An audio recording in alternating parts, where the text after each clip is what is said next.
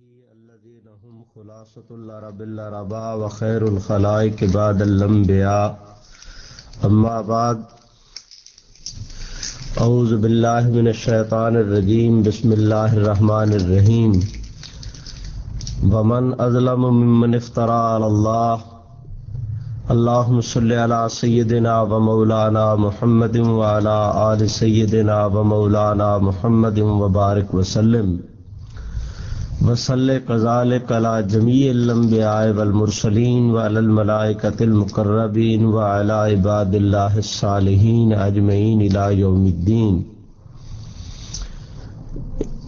میرے انتہائی واجب الاحترام حضرات علماء کرام، سامعین گرامی، کل کی ہماری دو مجلسوں میں حضرت سیدنا عیسیٰ علیہ السلام کی حیات مبارکہ قرآن و سنت کے حوالے سے اور ختم نبوت کا مفہوم معنی قرآن اور سنت کے حوالے سے اس پر گفتگو ہوئی۔ آج کی مجلس میں قادیانی فتنہ سے متعلق گفتگو کا آغاز کرنا چاہتا ہوں۔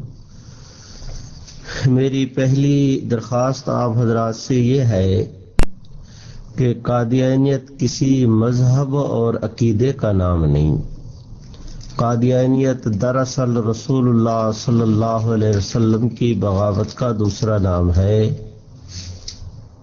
جس طرح دن اور رات کا، روشنی اور اندھیرے کا باہمی اجتماع ممکن نہیں، ایک دوسرے کے آپس میں ضد ہیں، سیم اسی طرح قادیانیت اور اسلام بھی ایک دوسرے کی ضد ہیں۔ بات تو بہت ثقیل ہے لیکن کہے بغیر گزارا نہیں کہ گندگی کبھی پاک نہیں ہوتی۔ اگر آپ کے کپڑے کو گندگی لگ گئی ہے، آپ اس پر پانی ڈالتے جائیں گے، گندگی کا وجود زائل ہو جائے گا لیکن گندگی پاک کبھی نہیں ہوگی۔ کپڑا تب پاک ہوگا کہ پوری گندگی اس سے زائل ہو جائے، ورنہ اگر ایک ذرہ بھی گندگی کا باقی ہے تو وہ نجس ہے، پاک نہیں۔ سیم اسی طرح قادیانیت کہ قادیانیت کی کوئی ایک چیز بھی اسے دیکھ کر ہم یہ نہیں کہہ سکتے کہ ان میں اتنے فیصد اسلام پایا جاتا ہے۔ قادیانیت سراپا کفر ہے، سراپا بے دینی ہے، اور صرف بے دینی کی حد تک ہوتی تو دنیا کے اندر اور کافر طاقتیں بھی موجود ہیں۔ یہاں پر میں تھوڑی سی بات عرض کرتا ہوں، وہ یہ کہ جس وقت ہم کسی کو کہیں کہ یہ کافر ہے تو اس پر یہ نہ سوچ لیا جائے کہ یہ مولوی صاحبان نے کفر کی مشین گن چلائی ہوئی ہے۔ ایک ہے لفظ مومن، ماننے والا، کافر انکار کرنے والا، تو یہ چونکہ عربی کا لفظ ہے، اس کی وجہ سے کفر انکار کرنے والے کو کہتے ہیں کہ یہ شخص اسلام کو مانتا ہے یا نہیں مانتا، تو جو اسلام کو نہیں مانتے وہ ان کے متعلق کہہ دیتے ہیں کہ یہ شخص کافر ہے۔ تو کسی کو کافر کو، یعنی جو اسلام کا منکر ہے، اسے منکر کہنا یہ کوئی عیب نہیں۔ مثلا ایک شخص نے چوری کا ارتکاب کیا، اس کے اوپر کیس درج ہوا، ساری دنیا اس کو کہتی ہے کہ فلاں آدمی نے چوری کی، پولیس کہتی ہے اس نے چوری کی، رپورٹ درج ہوئی چوری کی، مال برآمد ہوا اس سے چوری کا، گواہوں نے عدالت میں گواہی دی چور کی کہ یہ شخص چور ہے۔ عدالت نے کیس سننے کے بعد اگر وہ واقعہ میں چور تھا تو اس نے یہ کہہ دیا کہ یہ چور ہے۔ کوئی آدمی کسی کو یہ نہیں کہتا کہ یہ جناب یہ جو ہے تم انسانیت کی تذلیل کر رہے ہو کہ ایک آدمی کو چور کہہ رہے ہو۔ بھائی اس نے یہ اس چوری کے فعل کا ارتکاب کیا ہے۔ ساری عدالت تک، لوئر عدالتوں سے لے کر سپریم کورٹ تک سبھی چور کو چور کہتے ہیں، اور جو شخص اسلام کا منکر ہے، اسلام کا انکار کرتا ہے، اگر شریعت کے علماء کرام اور مفتیان اعظام اس کو کافر قرار دے دیں، وہ یہ کہہ دیں کہ یہ اسلام کو ماننے والا نہیں ہے، اپنے فیصلے میں یہ کہہ دیں، اور ان کا فیصلہ مبنی بر حق ہو، تو دنیا کا یہ کہنا کہ مولوی صاحبان کافر کی انہوں نے رٹ لگا رکھی ہے، تو یہ زیادتی ہوگی، یہ کوئی گالی نہیں ہے، یہ ایک حقیقت کا اظہار ہے۔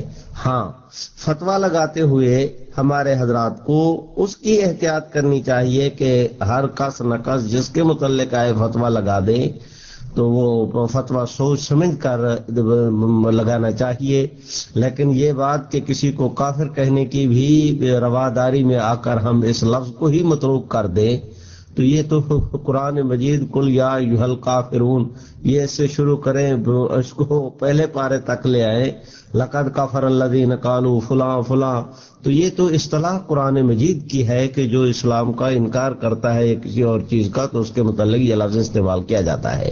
خیر، میں آپ حضرات سے عرض کرتا ہوں، یہاں پر ہمارے حضرت تھانوی رحمت اللہ علیہ نے ایک بہت خوبصورت بات کہی۔ انہوں نے کہا کہ لوگ کہتے ہیں کہ مولوی صاحبان لوگوں کو کافر بناتے ہیں، فرمایا ہم کسی کو کافر بناتے نہیں، کافر بتاتے ہیں۔ جیسے ہم کسی کو چور بناتے نہیں، یہ نہیں کہتے کہ میاں تم چوری کر لو اور پھر ہم کہنا شروع کر دیں کہ تم چور ہو۔ چور چوری کر کے خود چور بنتا ہے، اگر عدالت اس کو اب چور کہہ دے تو عدالت مجرم نہیں۔ کافر اپنے کفر کا خود ارتکاب کرتا ہے، ہم کسی کو کافر بناتے نہیں، کافر بتاتے ہیں۔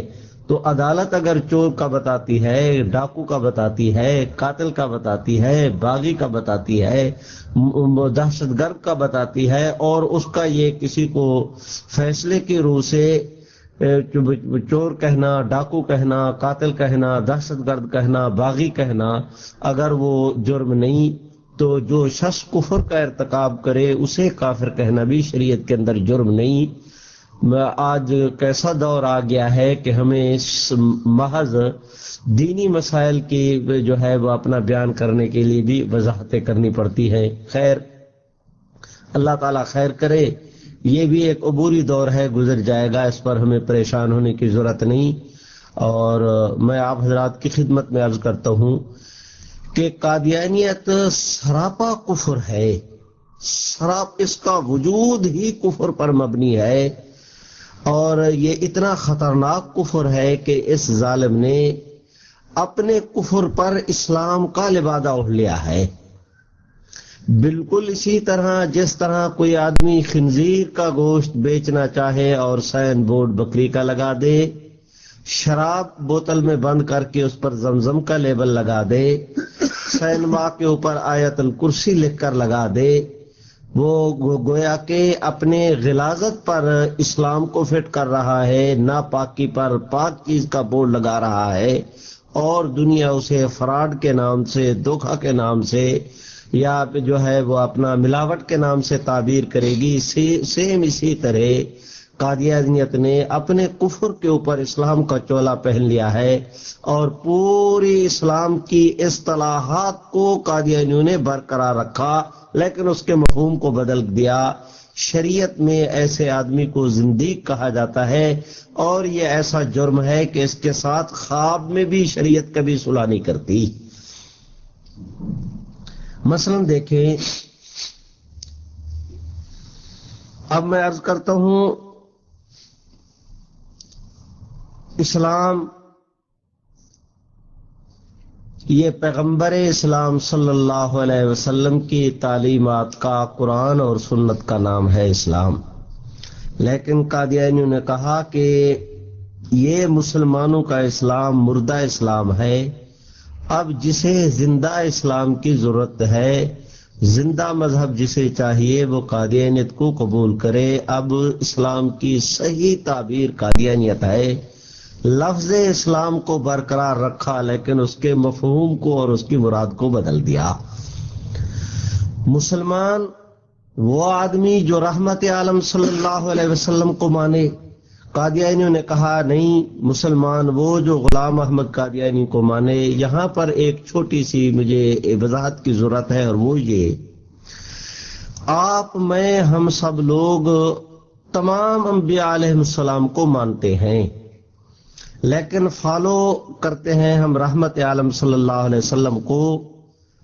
تمام انبیاء علیہ السلام کو ماننا ہمارے ایمان کا حصہ ہے، ہم ان میں سے کسی کا انکار نہیں کرتے، لیکن ان کے متعلق ہمارے ذہنوں میں حضور سرور کائنات اور ان انبیاء علیہ السلام کے متعلق ہمارے ذہنوں کے اندر ایک فرق موجود ہے، چاہے کبھی آپ نے اس کا تذکرہ کیا ہو یا نہ، کہ وہ انبیاء تھے، محمد عربی نبی ہیں۔ اب وہ اللہ رب العزت کے سچے برحق نبی تھے، ان میں سے کسی ایک کا انکار کرنا جن کا قرآن و سنت کے اندر تذکرہ موجود ہے، اجمالی طور پر سب کو ماننا، جیسا کہ کنز الاموال کی ایک روایت ہے کہ حضور علیہ السلام نے فرمایا کہ اللہ تعالیٰ نے اس دنیا میں 1,24,000 انبیاء بھیجے، بعض روایات میں 1,20,000 کا بھی ذکر آتا ہے۔ موضوع سے متعلق تو یہ بات نہیں، لیکن عرض کے دیتا ہوں کہ جس طرح رب کریم کے انبیاء کی تعداد 1,24,000 تھی، میرے رب کے کرم کے فیصلے کے محمد عربی کے صحابہ کی تعداد بھی اتنی تھی۔ خیر، میں عرض کرتا ہوں کہ تمام انبیاء علیہ السلام کو ماننا ہمارے ایمان کا حصہ، لیکن ہم یہ کہتے ہیں کہ حضور سرور کائنات صلی اللہ علیہ وسلم نبی ہیں، باقی نبی تھے۔ اس کو میں ایک مثال سے لیتا ہوں کہ مثلا ایک شخص تھا یا 4 آدمی ہیں، ان 4 آدمیوں نے حضرت سیدنا موسیٰ علیہ السلام کا زمانہ پایا تو ان پر ایمان لائے۔ جب یہ موسیٰ علیہ السلام پر ایمان لائے تو یہودی ہو گئے۔ ان 4، یہ مثال ہے، واقعہ نہیں، ان 4 میں سے 3 آدمیوں نے آگے چل کر حضرت سیدنا عیسیٰ علیہ السلام کا زمانہ پایا۔ موسیٰ علیہ السلام کے بعد جب عیسیٰ علیہ السلام کا زمانہ پایا تو ان 4 میں سے 3 آدمی حضرت عیسیٰ علیہ السلام پر ایمان لائے۔ جب عیسیٰ علیہ السلام پر ایمان لائے تو موسیٰ علیہ السلام کی نبوت کا انکار نہیں کیا، لیکن موسیٰ علیہ السلام بھی اللہ کے سچے نبی، سیدنا مسیح علیہ السلام بھی اللہ کے سچے نبی۔ ایک سچے نبی کے بعد جب دوسرے سچے نبی کو مانا تو آٹومیٹک طریقے پر یہ یہودیت سے نکل کر مسیحیت میں داخل ہو گئے، عیسائیت میں داخل ہو گئے۔ اب انہیں یہودی نہیں کہا جائے گا، مسیحی کہا جائے گا۔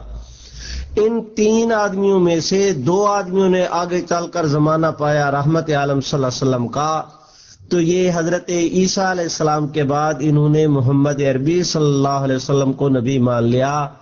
عیسیٰ علیہ السلام بھی اللہ کے سچے نبی، محمد عربی بھی اللہ کے سچے نبی۔ جب ایک سچے نبی کے بعد دوسرے سچے نبی کو مانا، حضور علیہ السلام کو ماننے کے بعد اب کوئی انہیں مسیح نہیں کہے گا، مسلمان کہے گا۔ ان 2 آدمیوں میں سے ایک آدمی نے معاذ اللہ حضور علیہ السلام کے بعد کسی اور نبی کو مان لیا، کسی اور شخص کو بطور نبی کے مان لیا، چاہے وہ حضور کی نبوت کا انکار نہ کرے، لیکن حضور کے بعد جب کسی اور کو مانے گا یہ آدمی مسلمان نہیں رہے گا۔ اتنی سمپل سی بات ہے، نہ معلوم کہ قادیانی نے اس کو کیوں الجھایا ہوا ہے۔ موسیٰ علیہ السلام کے بعد سچے نبی عیسیٰ علیہ السلام کو مانا تو یہودیت سے نکلے، مسیحیت میں داخل ہوئے۔ مسیح علیہ السلام کے بعد سچے نبی محمد عربی کو مانا تو مسیحیت سے نکلے، اسلام میں داخل ہوئے۔ اب حضور سرور کائنات کے بعد تو کوئی اور نبی بننا ہی نہیں۔ جب کسی اور شخص جھوٹے فرضی کو وہ نبی مانیں گے تو وہ کیسے ایک نبی کے بعد دوسرے نبی کو ماننے سے سچے مذہب سے نکل کر آدمی دوسرے سچے میں چلا جاتا ہے۔ چہ جائے کہ کسی سچے کے بعد جھوٹے کو بطور نبی کے مانے اور پھر بھی وہ سچے اسلام میں رہے، اس کی تو قطعاً سرے سے نہ گنجائش ہے، نہ ایسا مسئلہ کہ جس پر سوچ و بچار کی چندہ ضرورت۔ تو میں آپ حضرات کی خدمت میں عرض کرتا ہوں کہ قادیانیوں نے بھی سیم یہی جرم کیا۔ اب یہ ایک مستقل بحث ہے کہ مرزا غلام احمد نے نبوت کا دعویٰ کیا کہاں پر، میں اس کے حوالے عرض کر دوں گا، لیکن میں اتنا کہتا ہوں کہ قادیانیوں نے غلام احمد قادیانی کو جس وقت مانا بطور نبی کے، تو یہ اب حضور سرور کائنات صلی اللہ علیہ وسلم کی امت کے نہیں رہے، امتی نہیں رہے۔ انہوں نے اسلام کے لفظ کو برقرار رکھا، مراد کو بدل کر اس سے مراد قادیانیت لے لی، رسالت اور نبوت کے لفظ کو برقرار رکھا اور اس سے مراد جو ہے وہ غلام احمد قادیانی کو لے لی۔ اب وقت آیا ہے کہ میں ایک حوالہ آپ کی خدمت میں عرض کے دیتا ہوں۔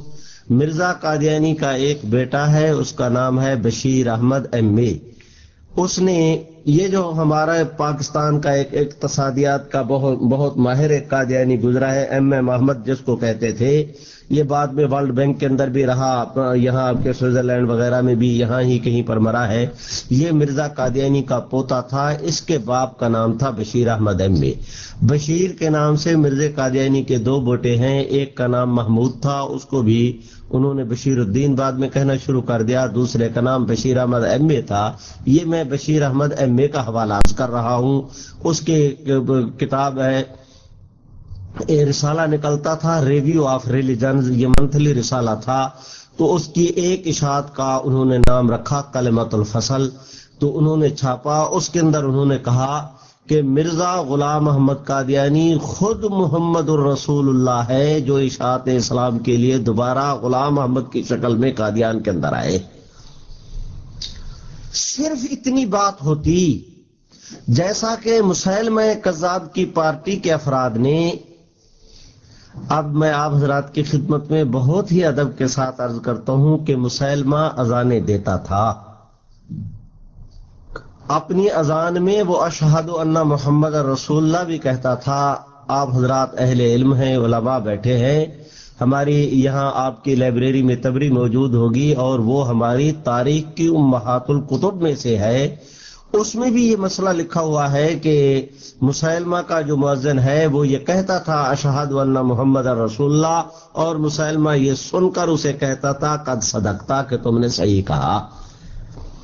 اذان دیتا تھا، کلمہ پڑھتا تھا، قرآن پڑھتا تھا، قبلے کی طرف رخ کرتا تھا۔ اس نے صرف اتنی بات کہی کہ حضور سرور کائنات کی نبوت میں شریک کیا گیا ہوں، حضور علیہ السلام کے پارٹنر کے طور پر مجھے تسلیم کر لیا جائے، آپ شہروں کے نبی، میں دیہاتیوں کا نبی، یا یہ کہ جب تک آپ تو آپ کی نبوت، ان کے بعد پھر میری نبوت۔ صرف اتنا کہا کہ حضور کے بعد میں نبی۔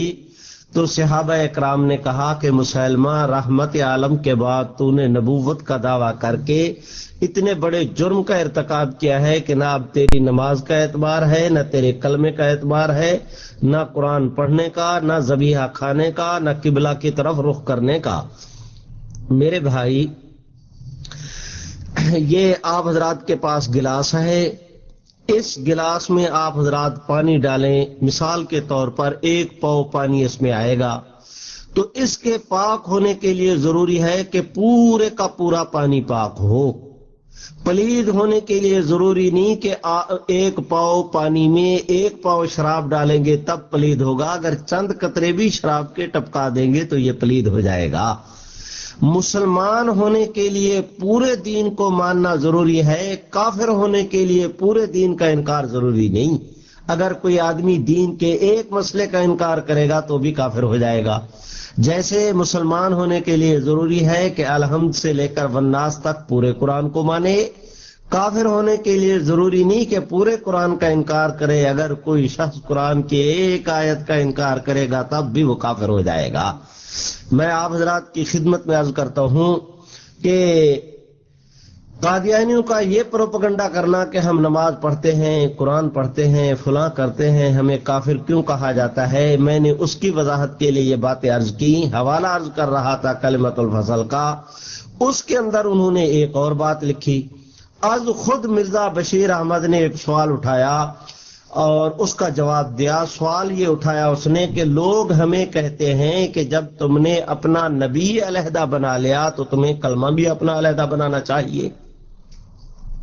جواب میں کہتا ہے کہ ہمیں علیحدہ کلمہ بنانے کی ضرورت نہیں، اس لیے کہ اسی کلمے سے ہماری ضرورت پوری ہو جاتی ہے۔ انہوں نے کہا وہ کیسے؟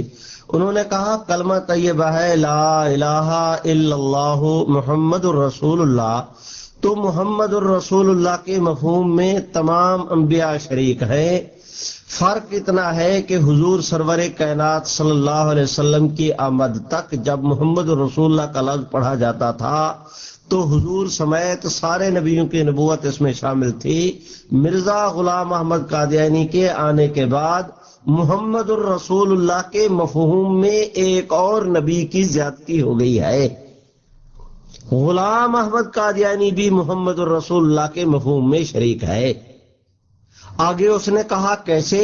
اس نے کہا ایسے کہ اللہ تعالیٰ نے خود غلام محمد قادیانی کو کہا ہے کہ تو محمد رسول اللہ ہے۔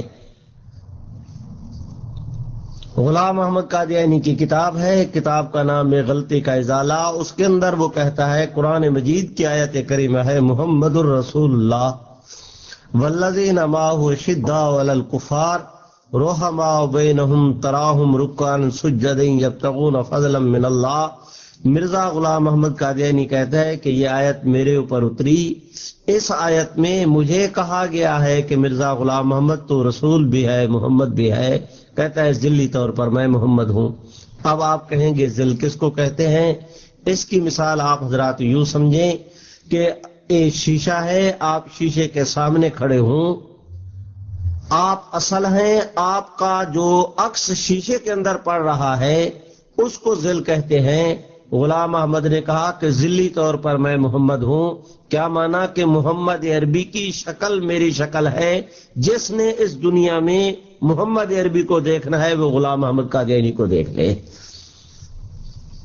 اب ان چیزوں سے آپ حضرات اندازہ لگائیں کہ یہ ذل کے پردہ میں کس طرح جو ہے وہ اپنا زہر کو شکر کوڈر کر کے پیش کر رہے ہیں، کس طرح جو ہے وہ ایک غلاظت کے اوپر ریشم کا اپنا پردہ ڈال کر، ریشم کا اس کے اوپر جو ہے وہ اپنا تہ چڑھا کر اس کی اوٹ میں یہ کس طرح کفر کو پیش کرتے ہیں کہ مرزا غلام احمد قادیانی محمد الرسول اللہ تھا۔ میرے مخدوم، میں آپ حضرات سے بہت ہی درد کے ساتھ عرض کرتا ہوں کہ مسیلمہ کذاب نے یہی کہا تھا کہ میں آپ کی نبوت میں شریک کیا گیا۔ رحمت عالم صلی اللہ علیہ وسلم نے ایک تنکا زمین سے اٹھایا، فرمایا نبوت و خلافت تو رہی نہ درکنار کہ میرے بعد وہ میرا جانشین بن جائے، خلافت و نبوت تو رہی درکنار۔ مسلمہ کہے کہ اس تنکے میں مجھے شریک کر لو، میں تو اس کی یہ شراکت برداشت کرنے کے لیے تیار نہیں۔ اس موقع پر میں آپ حضرات سے عرض کروں گا کہ مسلمہ نے مستقل نبوت کا دعویٰ نہیں کیا تھا، وہ اتنا کہتا تھا حضور کے ساتھ میں بھی نبی، جیسا کہ غلام احمد قادیانی کہتا ہے کہ اب حضور سرور کائنات کے ساتھ میں بھی نبی ہوں۔ آپ اور میں جب کلمہ پڑھتے ہیں محمد الرسول اللہ تو ہماری مراد صرف اور صرف محمد عربی صلی اللہ علیہ وسلم ہوتے ہیں، ہماری مراد صرف اور صرف مکی مدنی وہ مراد ہوتے ہیں۔ اس حوالہ کی روح سے قادیانیوں کے نزدیک غلام احمد قادیانی بھی اس میں شریک ہوتا ہے۔ جب وہ شریک ہوتا ہے تو یہ بات طے ہو گئی کہ قادیانیوں کا کلمہ اور ہمارا کلمہ ایک نہ رہا۔ میرے واجب الاحترام، میں آپ حضرات سے عرض کرتا ہوں کہ اسلام اس سے مراد قادیانیت، رسالت اس سے مراد غلام احمد قادیانی، محمد الرسول اللہ اس سے مراد مرزا غلام احمد، اور قرآن مرزا غلام احمد نے یہ کہا کہ جس طرح قرآن مجید اللہ کی آسمانی کتاب ہے، اسی طرح بغیر ایک ذرہ کے فرق کے میں اپنی وحی کو بھی خطاؤں سے پاک سمجھتا ہوں اور اللہ کی کتاب تسلیم کرتا ہوں۔ ایک جگہ تو اس کی بدبختی اس انتہا کو پہنچی کہ اس نے کہا کہ قرآن مجید خدا کی کلام اور میرے منہ کی باتیں ہیں۔ متعدد جگہ پر اپنی ایک کتاب اس کی ہے براہین احمدیہ، اس کے متعلق لکھتا ہے کہ خدا تعالیٰ براہین احمدیہ میں فرماتا ہے، خدا تعالیٰ براہین احمدیہ میں فرماتا ہے۔ غلام احمد کی لکھی ہوئی ہم بخاری کے متعلق نہیں کہہ سکتے کہ اللہ نے بخاری میں فرمایا، مسلم شریف کے متعلق نہیں کہہ سکتے کہ اللہ نے مسلم میں فرمایا، مسلم شریف میں ابو داؤد میں اللہ تعالیٰ فرماتے ہیں، نسائی میں اللہ میاں فرماتے ہیں، ترمذی میں اللہ میاں، یہ ہم نہیں کہہ سکتے۔ حضور سرور ایک اصح الکتب ہے، یہ سیاستہ ان کو شمار کیا جا سکتا ہے، ہم کرتے ہیں، لیکن ان کے متعلق یہ نہیں کہ یہ محمد عربی کا کلام ہے، قرآن مجید رب کریم کا کلام ہے۔ غلام احمد نے کتاب اپنے ہاتھ سے لکھی اور اعلان کر رہا ہے کہ اللہ میاں اس میں فرماتے ہیں، اور اس کی غباوت کو دیکھیں کہ ایک مقام پر کہتا ہے کہ اللہ تعالیٰ نے محسوس کیا، آگے ایک بات کہہ کہ اللہ تعالیٰ نے محسوس کیا۔ اب آپ حضرات توجہ فرمائیں، آپ مجھے دیکھ رہے ہیں تو میں آپ کے لیے محسوس، میں آپ کو دیکھ رہا ہوں تو آپ حضرات میرے لیے محسوس. تو آپ پہلے میرے سامنے نہیں تھے، اب سامنے ہیں تو مجھے محسوس کے ذریعے آپ حضرات کے وجود کا علم ہو گیا. اللہ تعالیٰ کا علم محسوس نہیں، محسوسات سے نہیں کہ اللہ تعالیٰ کو پہلے پتہ نہیں تھا. اللہ کا علم حاصل ہے، محسوس نہیں. لیکن اس کی غباوت کہ یہ خداوند کریم کے متعلق بھی یہ کہتا ہے. اور دور کیوں جائے، میں عرض کرتا ہوں کہ ایک موقع پر اس شریف آدمی نے یہ کہا کہ میں نے خواب میں دیکھا کہ میں خود خدا ہوں اور یقین کیا کہ وہی ہوں. یہ اس کا حوالہ آئینہ کمالات اسلام کے اندر بھی موجود ہے، کتاب آئینہ کمالات میں عربی کے اندر ہے، اور کتاب البریہ میں یہ اس کا ترجمہ نقل کیا ہے، اور اس میں اس نے کہا کہ میں خدا ہوں. قادیانی کرم فرما اس کا جواب یہ دیتے ہیں کہ یہ خواب کی بات تھی. ہم ان سے بہت ہی ادب کے ساتھ درخواست کرتے ہیں کہ اللہ رب العزت کے نبی کا خواب بھی شریعت کے اندر حجت ہوتا ہے، وہی ہوتا ہے. دوسرا یہ کہ حضرت امام بخاری رحمت اللہ علیہ نے باقاعدہ باب باندھا ہے رویا الانبیاء وحیٌ. سیدنا ابراہیم علیہ الصلوۃ والسلام نے خواب ہی دیکھا تھا، رائے تو فی المنام انی اذبحک، کہ بیٹا میں آپ کو ذبح کر رہا ہوں، یہ خواب ہی تھا. تو جب اپنے بیٹے سیدنا اسماعیل کے سامنے اس کا تذکرہ کیا تو انہوں نے یہ نہیں کہا کہ حضرت یہ خواب کی بات ہے، انہوں نے جواب میں کہا یا ابت افعل ما تؤمر. ایک نبی نے گردن جھکائی، دوسرے نے اس پر چھری چلائی، دونوں نے اپنے عمل کے ساتھ بتا دیا کہ نبی کا خواب شریعت کے اندر حجت ہوتا ہے. غلام احمد قادیانی کو جب دعویٰ ہے نبوت کا تو اس کا خواب جو ہے وہ تو حجت ہوگا. کہتے ہیں جی فلاں بزرگ نے خواب دیکھا تھا، یہ فلاں بزرگ نے ان کا الٹا خواب چھپا ہوا ہے، فلاں نے خواب دیکھا، فلاں نے خواب دیکھا. میں عرض کرتا ہوں جتنے بزرگوں کے خواب ہے، بڑے سے بڑا بزرگ ہو، عقائد کے باب میں کسی شخص کا کوئی خواب قابل قبول نہیں. نبی کا وحی ہوتا ہے، وہ قابل قبول ہے. کسی بزرگ نے اگر خلاف شریعت کوئی خواب دیکھا ہے اور وہ چھپا ہے تو دو صورتیں ہیں. کسی بزرگ کی زبان سے خلاف شریعت کوئی بات نکلی ہے تو اس کی دو صورتیں ہیں کہ جس وقت اس نے یہ بات کہی اس وقت وہ مغلوب الحال تھا، اس وقت مغلوب الحال تھا تو معذور ہوگا. اور اگر جان بوجھ کر اس نے کہا ہے تو بڑے سے بڑا آدمی کیوں نہ ہو، اگر جان بوجھ کر اس نے شریعت کے خلاف کوئی بات کہی ہے تو وہ کافر ہو جائے گا. اب قادیانی ہمیں بتائیں کہ مرزا قادیانی مغلوب الحال تھا تو پھر ویسے چھٹی ہو گئی، اور شریعت کے خلاف کہا تو تب کافر ہو گیا، جان بوجھ کر کہا تو تب کافر ہو گیا. دونوں صورتوں میں مغلوب الحال ہو تب کفر کا ارتکاب کرے تب نبی نہیں ہو سکتا. اس نے اس خواب کے اندر کہا کہ میں نے دیکھا کہ میں خود خدا ہوں اور یقین کیا کہ وہی ہوں. آگے کہتا ہے کہ آدم کو بھی میں نے پیدا کیا. خوب بھائی، ہم تو آج تک یہی سمجھتے رہے کہ مرزا غلام احمد قادیانی ابن آدم ہے، اور اب یہ کہتا ہے کہ میں آدم کو بھی میں نے پیدا کیا. تو یہ اچھا شریف آدمی ہے کہ جو اپنے باپ سے بھی پہلے موجود تھا، اور جو آدمی باپ سے بھی پہلے موجود ہو دنیا جو اس کو کہتی ہے کہتی رہے، میں اس پر کوئی تبصرہ نہیں کرتا. خیر، اس شریف آدمی نے خدا کا دعویٰ کیا.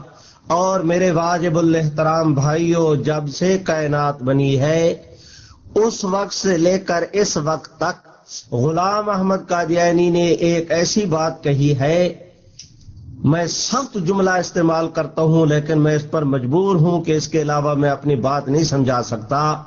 ابلیس نے بھی اللہ رب العزت کے متعلق وہ بات نہیں کہی ہوگی جو غلام احمد قادیانی نے کہی ہے. فرعون نے، حامان نے، ابلیس نے، ابو جہل نے خداوند کریم کے متعلق وہ بات نہیں کہی ہوگی جو غلام احمد قادیانی نے کہی ہے. اس کا ایک مرید ہے، اس کا نام ہے یار محمد، قاضی یار محمد. اس نے یہ کہا کہ مرزا غلام احمد قادیانی نے کہا استغفر اللہ استغفر اللہ. کتاب کا نام ہے اسلامی قربانی. اس کے اندر کہتا ہے کہ ایک دن مرزا غلام محمد قادیانی نے مجھے کہا کہ یار محمد، رات اللہ نے میرے ساتھ وہ کام کیا ہے جو مرد اپنی عورت کے ساتھ کرتا ہے۔ اللہ تعالیٰ نے میرے ساتھ رجولیت کی طاقت حضرت صاحب پر ایک ایسی کیفیت طاری ہوئی کہ گویا آپ عورت ہے، اور اللہ تعالیٰ نے آپ کے ساتھ رجولیت کا، طاقت رجولیت کا اظہار کیا۔ سمجھنے والے کے لیے اشارہ کافی ہے، یہ سمجھنے والے کے لیے اشارہ کافی ہے۔ یہ عبارت بھی اس کتاب کی عبارت ہے اسلامی قربانی کی۔ میرے واجب الاحترام بھائیو، اس حد تک زیادتی کہ خداوند کریم کے متعلق اتنی بات تو ابلیس نے بھی نہیں کہی ہوگی، اتنی بات، اور دنیا کا کوئی مذہب جو ہے وہ رب کریم کے متعلق اس قسم کی بات نہیں کرتا جو اس آدمی نے کہی۔ اور قادیانی اس کے اوپر تعویلات کے پردے چڑھانا چاہیں تو قادیانی اس پر جو ہے وہ اپنا کیا کہتے ہیں مناظرانہ رنگ ڈھنگ سے اس کے پہ جو سنگینیت کو وہ اگر ہلکا کرنا چاہیں اپنی چابک دستی کے ساتھ تو ان کی مرضی، لیکن غلام محمد قادیانی کی اکیلی اتنی بات ہی پکار کر کہہ رہی ہے کہ ساری کائنات کے کافروں سے بڑا کفر کیا تھا غلام محمد قادیانی نے۔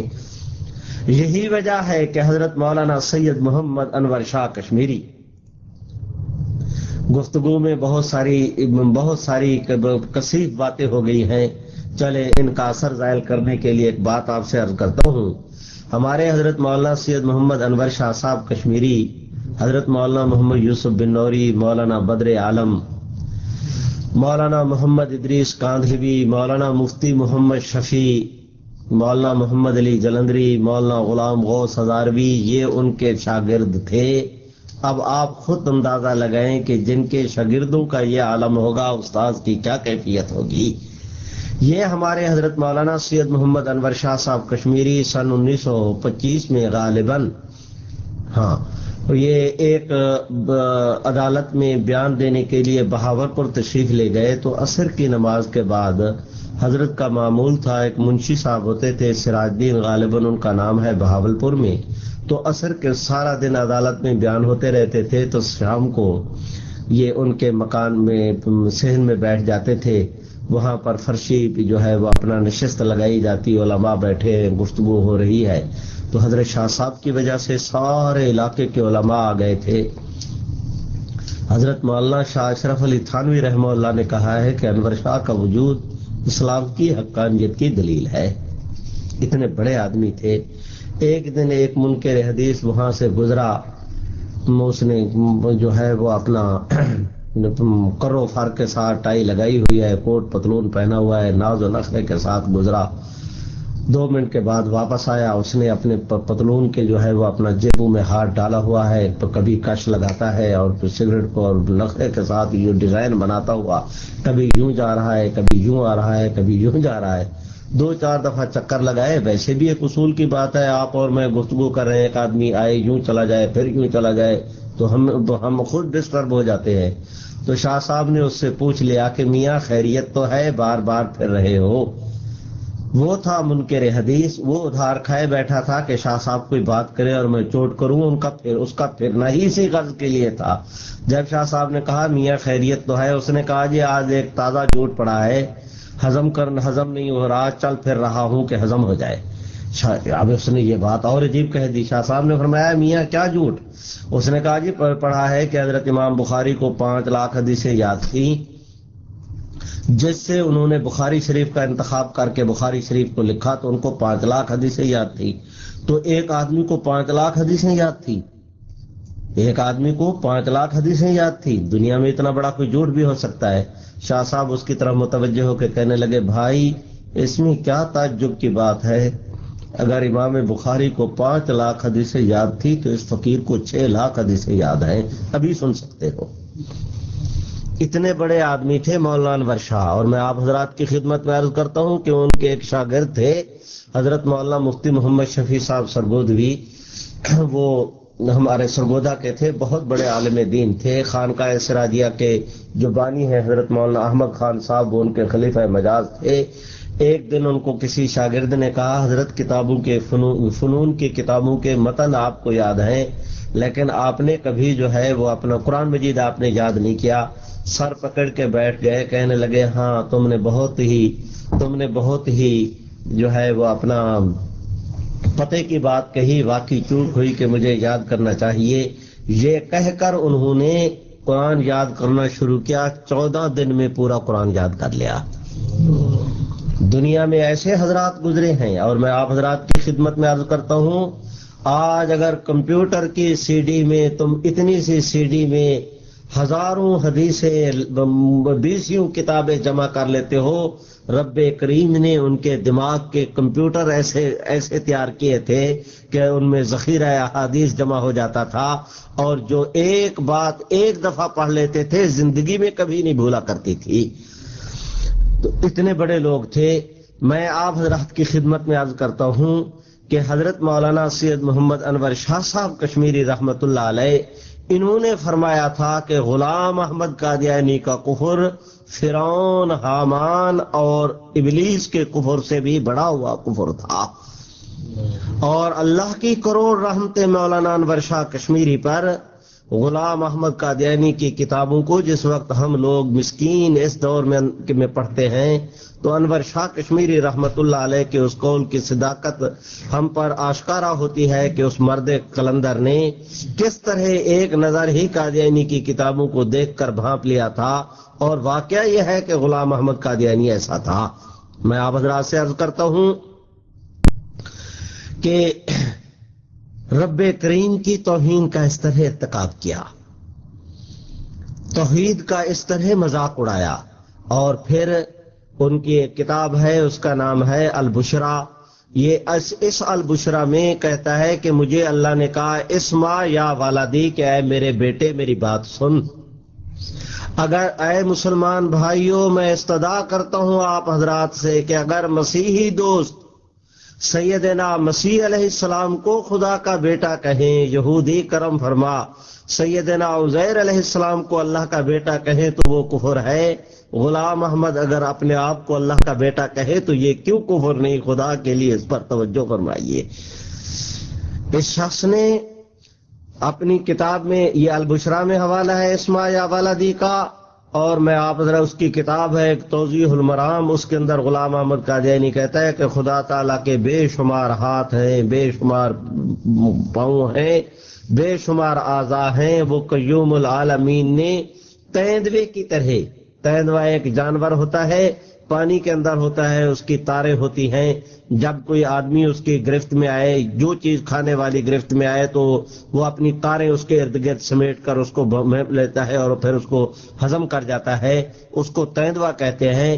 غلام احمد قادیانی کا یہ جو لوگ مچھیرے ہوتے ہیں, پانی میں سفر کرنے والے, پانی میں ڈوب کے شکار وکار کرنے والے, تو وہ اپنے ساتھ تیز دھار کوئی آلہ چاقو وغیرہ رکھتے ہیں کہ اگر اس کی گرفت میں آ گئے تو اس کی پھر اس کو تاروں کو کاٹنا شروع کر دیتے ہیں, تب اس کی گرفت سے بچتے ہیں. غلام احمد قادیانی نے رب کریم کو تیندوے کے ساتھ مثال دی, اس رب کو جس کے متعلق قرآن کہتا ہے کہ لیس کمثلہ شیء. آج کیا ہو گیا ہے دنیا کو کہ ایک آدمی کے کفر کو دیکھ کر بجائے اس کے کہ اسے کہتے کہ یہ کافر ہے, آج ان کے متعلق ہمیں جو ہے وہ اپنا تلقین کی جاتی ہے رواداری کی. ہم گفتگو میں کبھی کبھی تلخی ضرور کر لیا کرتے ہیں, لیکن کبھی آپ نے یہ بھی سوچا کہ تلخی کا وجہ کیا ہے؟ یہ غلام احمد قادیانی کی کتابوں کو پڑھ پڑھ کر ہمارے دل دماغ میں ایک بٹھی جل رہی ہے, اس کی تلخی. آخر جہاں پر آگ جلے اس کی گرمی تو تپش تو محسوس ہوا کرتی ہے دنیا کو. غلام احمد قادیانی نے خداوند کریم کے متعلق یہ کہا, رسول اللہ صلی اللہ علیہ وسلم کی ذات اقدس کے متعلق یہ کہا, اور اس بد نصیب نے یہاں تک کہہ دیا کہ محمد عربی کے معجزے 3000 تھے, میرے 3 لاکھ سے بھی زیادہ ہیں. یہاں تک کہا کہ رحمت عالم صلی اللہ علیہ وسلم کے زمانے کی مثال پہلی رات کے چاند کی تھی, میری مثال 14ویں رات کے چاند کی ہے. اور اس کی تعلیمات سے متاثر ہو کر اس کے ایک مرید نے کھڑے ہو کر کہا کہ محمد پھر اتر آئے ہیں ہم میں، آگے سے بڑھ کر ہے اپنی شان میں، محمد دیکھنے ہوں جس نے اکمل غلام احمد کو دیکھے قادیان میں۔ آج بھائی میرے واجب الاحترام، میرے پاس سورہ اسرافیل تو ہے نہیں کہ میں پھونک پھونک کے آپ حضرات کے جذبے کو بیدار کر سکوں، لیکن اللہ نے ہاتھ دیے ہیں، داڑھی کے سفید بال دیے ہیں، میں آپ کے پاؤں پر رکھ کر آپ دوستوں سے درخواست کرتا ہوں کہ اتنے بڑے کفر کے بعد بھی مجھے سمجھ میں نہیں آتی کہ امت کس طرح بیٹھی ہے۔ آج ہر قادیانی اپنے جھوٹے نبی کی جھوٹی تبلیغ کے لیے شب و روز کوشاں ہے، اور اگر اس کے مقابلے میں امت کا ایمان بچانے کی، سچے نبی کے سچے امتیوں کو سچ کی محنت کرنے کی توفیق نہیں ہو رہی، تو بتائیے کہ ہم اپنا یہ شکوہ لے کر جائیں تو کس کے پاس؟ دور دور تک صحرا میں پھرتے ہیں، ہمیں راستہ نہیں مل رہا۔ آج قادیانی شب و روز جتے ہوئے ہیں، اور امت مسلمہ چلو کم از کم کام نہ کرتے تو اور بات تھی، اس کی سنگینی سے تو آگاہ ہوتے، اس کام کو کام تو سمجھتے، اس کام کے کرنے والوں کو کم از کم اپنا نمائندہ ہی تسلیم کر لیتے، ان کے سروں پر شفقت کا ہاتھ ہی رکھ دیتے، لیکن کچھ نہیں ہو رہا۔ خیر میں عرض کرتا ہوں، خدا کے متعلق اس شخص نے یہ کہا، مصطفیٰ کے متعلق یہ کہا، اب آپ قرآن کے متعلق کہا کہ خدا کی کتاب اور میرے منہ کی باتیں ہیں، یہ حقیقت الوحی کے اندر یہ حوالہ موجود ہے۔ اور میں آپ حضرات سے عرض کرتا ہوں کہ مرزا غلام احمد قادیانی نے، اللہ رب العزت معاف فرمائے، اس نے یہ کہا کہ میرے دیکھنے والے صحابہ ہیں، اور محمد عربی کے صحابہ کی طرح من داخلہ فی جماعتی داخلہ فی جماعت سید المرسلین، یہ اس کے اندر موجود ہے، کیا کہتے ہیں، خطبہ الہامیہ کے اندر یہ عبارت موجود ہے۔ اور میں آپ حضرات کی خدمت میں عرض کرتا ہوں کہ مرزا قادیانی کے جو دیکھنے والے تھے، ان کو اصحاب احمد کے نام پر ان کی سوانح عمریہ چھپی ہیں، کئی جلدوں میں چھپی ہیں، نام اصحاب احمد کا، اور اس میں ذکر ہے غلام احمد قادیانی کے پر جو ماننے والے تھے ان کو صحابی کہا گیا۔ جس طرح ہم صحابی کا نام لینے کے لیے رضی اللہ کا لفظ استعمال کرتے ہیں، راضیہ کا را اور ضاد کا اس کے اوپر نشان ڈالتے ہیں، قادیانیوں کی بھی یہی عادت ہے کہ غلام احمد کو جو دیکھنے والے تھے ان کو رضی اللہ کہتے ہیں۔ بھائی لفظ صحابی کو برقرار رکھا، لیکن اس کے مفہوم کو بدل دیا، اس کی مراد کو تبدیل کر دیا، اور لفظ صحابی کو غلام 1400 سال کے بعد لاوارث ہو گئے صحابہ، کوئی نہیں رہا صحابہ اکرام کی عظمت کا خیال کرنے والا، کہ آج ان کے لقب کو، ان کے اعزاز کو شیخ عبد القادر جیلانی، امام ابو حنیفہ، امام مالک احمد ابن حنبل، امام بخاری، پوری امت اکٹھی ہو کر ایک صحابی رسول کی شان کا مقابلہ نہیں کر سکتی۔ میرے بھائی میں آپ حضرات کی خدمت میں عرض کرتا ہوں کہ دنیا میں ایمان کے بعد سب سے بڑی نعمت نبوت کے چہرے کا دیدار ہوا کرتا ہے۔ یہ اتنی بڑی نیکی ہے کہ کائنات کی کوئی نیکی اس نیکی کا مقابلہ نہیں کر سکتی۔ بھلے آپ دوست توجہ کریں، اس وقت کی لیٹسٹ مردم شماری کے مطابق جو عالمی اداروں کی رپورٹیں ہیں، مسلمانوں کی تعداد 1 ارب 24 کروڑ ہے۔ 1 ارب 24 کروڑ مسلمان، آپ سب کو اللہ عرب کے، افریقہ امریکہ کے، ساری کائنات کے مسلمان 1 ارب، اللہ تمہیں کروڑ سال کی زندگی دے دے، وہ کروڑ سال تمہارا بیت اللہ کے سائے میں گزرے، جہاں 1 کے بدلے لاکھ ملتا ہے۔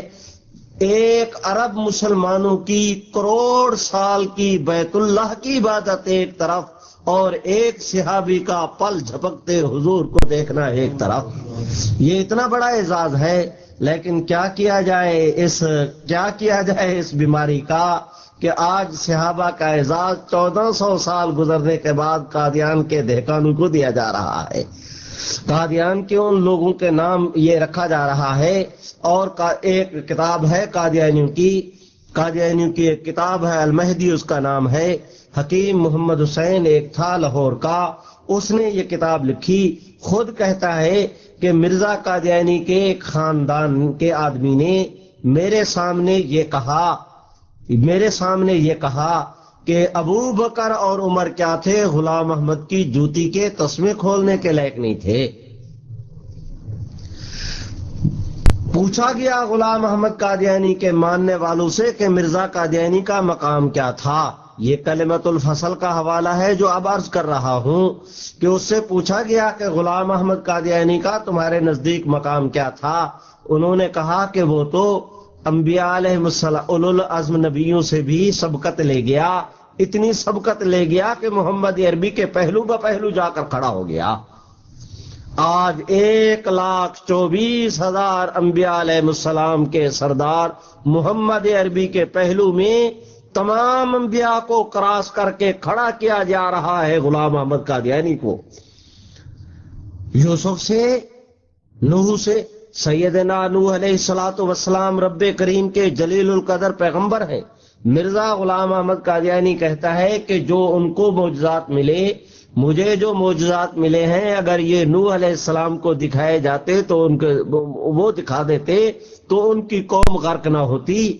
گویا نوح کی قوم اس لیے غرق ہوئی کہ ان کے معجزات میں قصور تھا، میں ان سے بھی افضل ہوں. آج اس تصور کو اور اس نظریے کو پیش کیا جا رہا ہے. غلام احمد قادیانی کو محمد عربی کے پہلو بہ پہلو لا کر کھڑا کیا جا رہا ہے، اور یہاں تک کہا گیا کہ ابن مریم کے ذکر کو چھوڑو، اس سے بہتر غلام احمد ہے. سیدنا مسیح علیہ السلام کو کراس کر گیا، ابراہیم کو کراس کر گیا، موسیٰ علیہ السلام، نوح علیہ السلام پیچھے رہ گئے، غلام احمد کی گرد کو نہیں پہنچتے. غلام احمد تو محمد عربی کے پہلو بہ پہلو کھڑا ہے. اور مرید اٹھا تو اس نے کہا کہ جس نے دیکھنے ہوں اکمل غلام محمد دیکھنے ہوں، جس نے اکمل غلام احمد کو دیکھے قادیان میں. میرے بھائی، لفظ رسالت کو برقرار رکھا لیکن اس کے مفہوم کو بدل دیا. اور پھر غلام احمد قادیانی نے کہا کہ میرا خاندان اہل بیت ہے، میری بیوی ام المومنین ہے. اس نے اسلام کی ان تمام تر اصطلاحات کو برقرار رکھا، ان کے مفہوم اور معنی کو بدل دیا. میں آپ حضرات سے عرض کرتا ہوں کہ غلام احمد قادیانی کی جماعت کا عقیدہ ہے کہ ساری امت، آپ میں جتنے ہم نمازیں پڑھتے ہیں، کلمہ پڑھتے ہیں، قرآن پڑھتے ہیں، جمعہ کی تیاری میں ہیں، اللہ نصیب کرے رمضان شریف آ رہا ہے، حج اور عمرہ کے لیے پوری امت جاتی ہے، لیکن غلام احمد کو نہیں مانتی. تو غلام احمد قادیانی کا عقیدہ ہے کہ جو میرے نہ ماننے والے ہیں سارے کے سارے کافر ہیں. تم 1000 بار حضور کو مانو، قادیانی جماعت کہتی ہے کہ جب تک غلام احمد کو نہیں مانتے، اکیلے حضور کو ماننا تمہاری نجات کے لیے کافی نہیں. نجات تب ہوگی کہ غلام احمد قادیانی کو مانو گے. مدار نجات اب محمد عربی نہیں رہے، غلام احمد قادیانی ہو گیا. میرے واجب الاحترام بھائی، یہ وجوہات کفر تھے، اور ہمارے حضرت مولانا سید محمد انور شاہ صاحب کشمیری نے ان کو متعین کیا تھا. 6 وجوہات کفر. وہ مقدمہ بہاولپور کے اندر ان کی تفصیل موجود ہے. جب بہاولپور کی عدالت نے ان سے پوچھا کہ قادیانی کیوں کافر، تو انہوں نے کہا کہ غلام احمد قادیانی نے ختم نبوت کا انکار کیا، اور جو ختم نبوت کا انکار کرے وہ کافر ہے. غلام احمد قادیانی نے نبوت کا دعویٰ کیا، حضور کے بعد مدعی نبوت کافر ہے. غلام احمد نے انبیاء علیہ السلام کی توہین کا ارتکاب کیا، نبی کی توہین کرنے والا کافر ہوتا ہے. غلام احمد قادیانی نے سیدنا مسیح علیہ السلام کی توہین کی، ان کی توہین کرنے والا کافر ہے. غلام احمد نے پوری امت کو کافر کہا. بیک زبان جو پوری امت محمدیہ کو کافر کہے وہ خود کافر ہو جاتا ہے. یہ 6 وجوہات کفر غلام احمد قادیانی کے حضرت مولانا سید محمد انور شاہ صاحب کشمیری رحمت اللہ علیہ نے بہاولپور کی عدالت میں متعین کیے تھے. ان کے جستہ جستہ چند باتیں میں نے آپ دوستوں کی خدمت میں عرض کر دیں. ان کو ہمارے ہاں کہا جاتا ہے یہ قادیانیوں کا کفر کہ وجوہات کفر، اور ان کا کفر خالصتاً زندیق کا کفر ہے، اور زندیق کی اسلام کی آپس میں بنتی نہیں، اور ایک منٹ کے لیے اسلام اس کے ساتھ صلح اور سمجھوتا نہیں کرتا۔ مسیحی دوستوں سے تعلقات رکھے جا سکتے ہیں، یہودیوں سے تعلقات رکھنے کی اجازت ہے، ہندوؤں کے ساتھ ہے، سکھوں کے ساتھ ہے، اور اس حد تک مسیحوں کے ساتھ ہے، یہودیوں کے ساتھ، کہ اگر ان کے وفد آتے تھے نبوت ان کے لیے اپنی چادریں بچھا دیا کرتی تھی۔ سچے نبی کے جھوٹے پیروکاروں سے جو اہل کتاب ہے ان کے ساتھ سمجھوتا ہو سکتا ہے، تعلقات کی شریعت کے اندر اجازت ہے۔ جو رسول اللہ صلی اللہ علیہ وسلم کے باغی ہوں، میرے بھائی، ہمیں نفرت مریض سے نہیں مرض سے ہے۔ اگر دن کو ہم قادیانیوں کے خلاف تقریر کرتے ہیں تو رات کو رو رو کر ان کی ہدایت کی دعائیں بھی شاید کرتے ہوں گے۔ ہمیں نفرت قادیانیت سے ہے کہ قادیانیت کا اسلام کے ساتھ کوئی تعلق نہیں، اس کا اسلام کے ساتھ کوئی میل نہیں، کوئی آپس میں جوڑ نہیں۔ تو یہ وجوہات کفر تھے قادیانیوں کے، جو سرسری طور پر میں نے آپ حضرات کی خدمت میں بیان کیے، اس احساس کے ساتھ کہ اس کے باوجود بھی میں اپنے اس موضوع کا حق ادا نہیں کر سکا۔ اب عرض کرنا چاہتا ہوں آپ دوستوں سے کہ اس کے بعد جب غلام احمد قادیانی نے کفر کا کام شروع کیا، اب دعوی نبوت کیا، اب میرے خیال میں ضرورت ہے اس امر کی کہ اس کے دعوی نبوت کے چند حوالے عرض کر دوں۔ قادیانی بہت ہی دھوکہ دہی کے ساتھ کہتے ہیں کہ جی تمہارے بھی بزرگ تھے، ہمارا بھی بزرگ ہے، تمہارے بھی امام تھے، ہمارا بھی امام ہے، تم اپنے ائمہ کو مانتے ہو، ہم اپنے امام کو مانتے ہیں۔ یہ ہاتھی کے دانت کھانے کے اور دکھانے کے اور، یہ بالکل اس کی مثال ہے۔ غلام احمد کا مجھے نہیں پتا کہ آج کا قادیانی کن مصلحتوں کے تحت غلام احمد قادیانی کے مختلف روپ بیان کر رہا ہے۔ غلام احمد قادیانی نے صریح طور پر کہا، کتاب اس کی ہے دافع البلا، قادیان کی چھپی ہوئی، اس کے صفحہ 11 پر کہتا ہے، سچا خدا وہ ہے جس نے قادیان میں اپنا رسول بھیجا۔ غلام احمد قادیانی نے ایک خط لکھا اخبار عام کے ایڈیٹر کو، اور اس میں اس نے کہا کہ وہ اپنا جس دن غلام احمد قادیانی مرا اسی دن وہ خط شائع ہوا اخبار عام میں، اس کو 26 مئی کو، اور وہ لاہور سے اخبار نکلتا تھا۔ زمیمہ حقیقت النبوت میں مرزا قادیانی کے بیٹے مرزا بشیر الدین نے بھی اس خط کو نقل کیا ہے، اخبار عام میں جو خط چھپا تھا۔ اور مرزا غلام احمد قادیانی کے ملفوظات، وہ کیا کہتے ہیں اپنا، اس کے ملفوظات میں بھی، ملفوظات کی 10ویں جلد کے اندر بھی یہ موجود ہے۔ غلام احمد قادیانی کہتا ہے کہ ہمارا دعویٰ ہے کہ ہم نبی اور رسول ہیں۔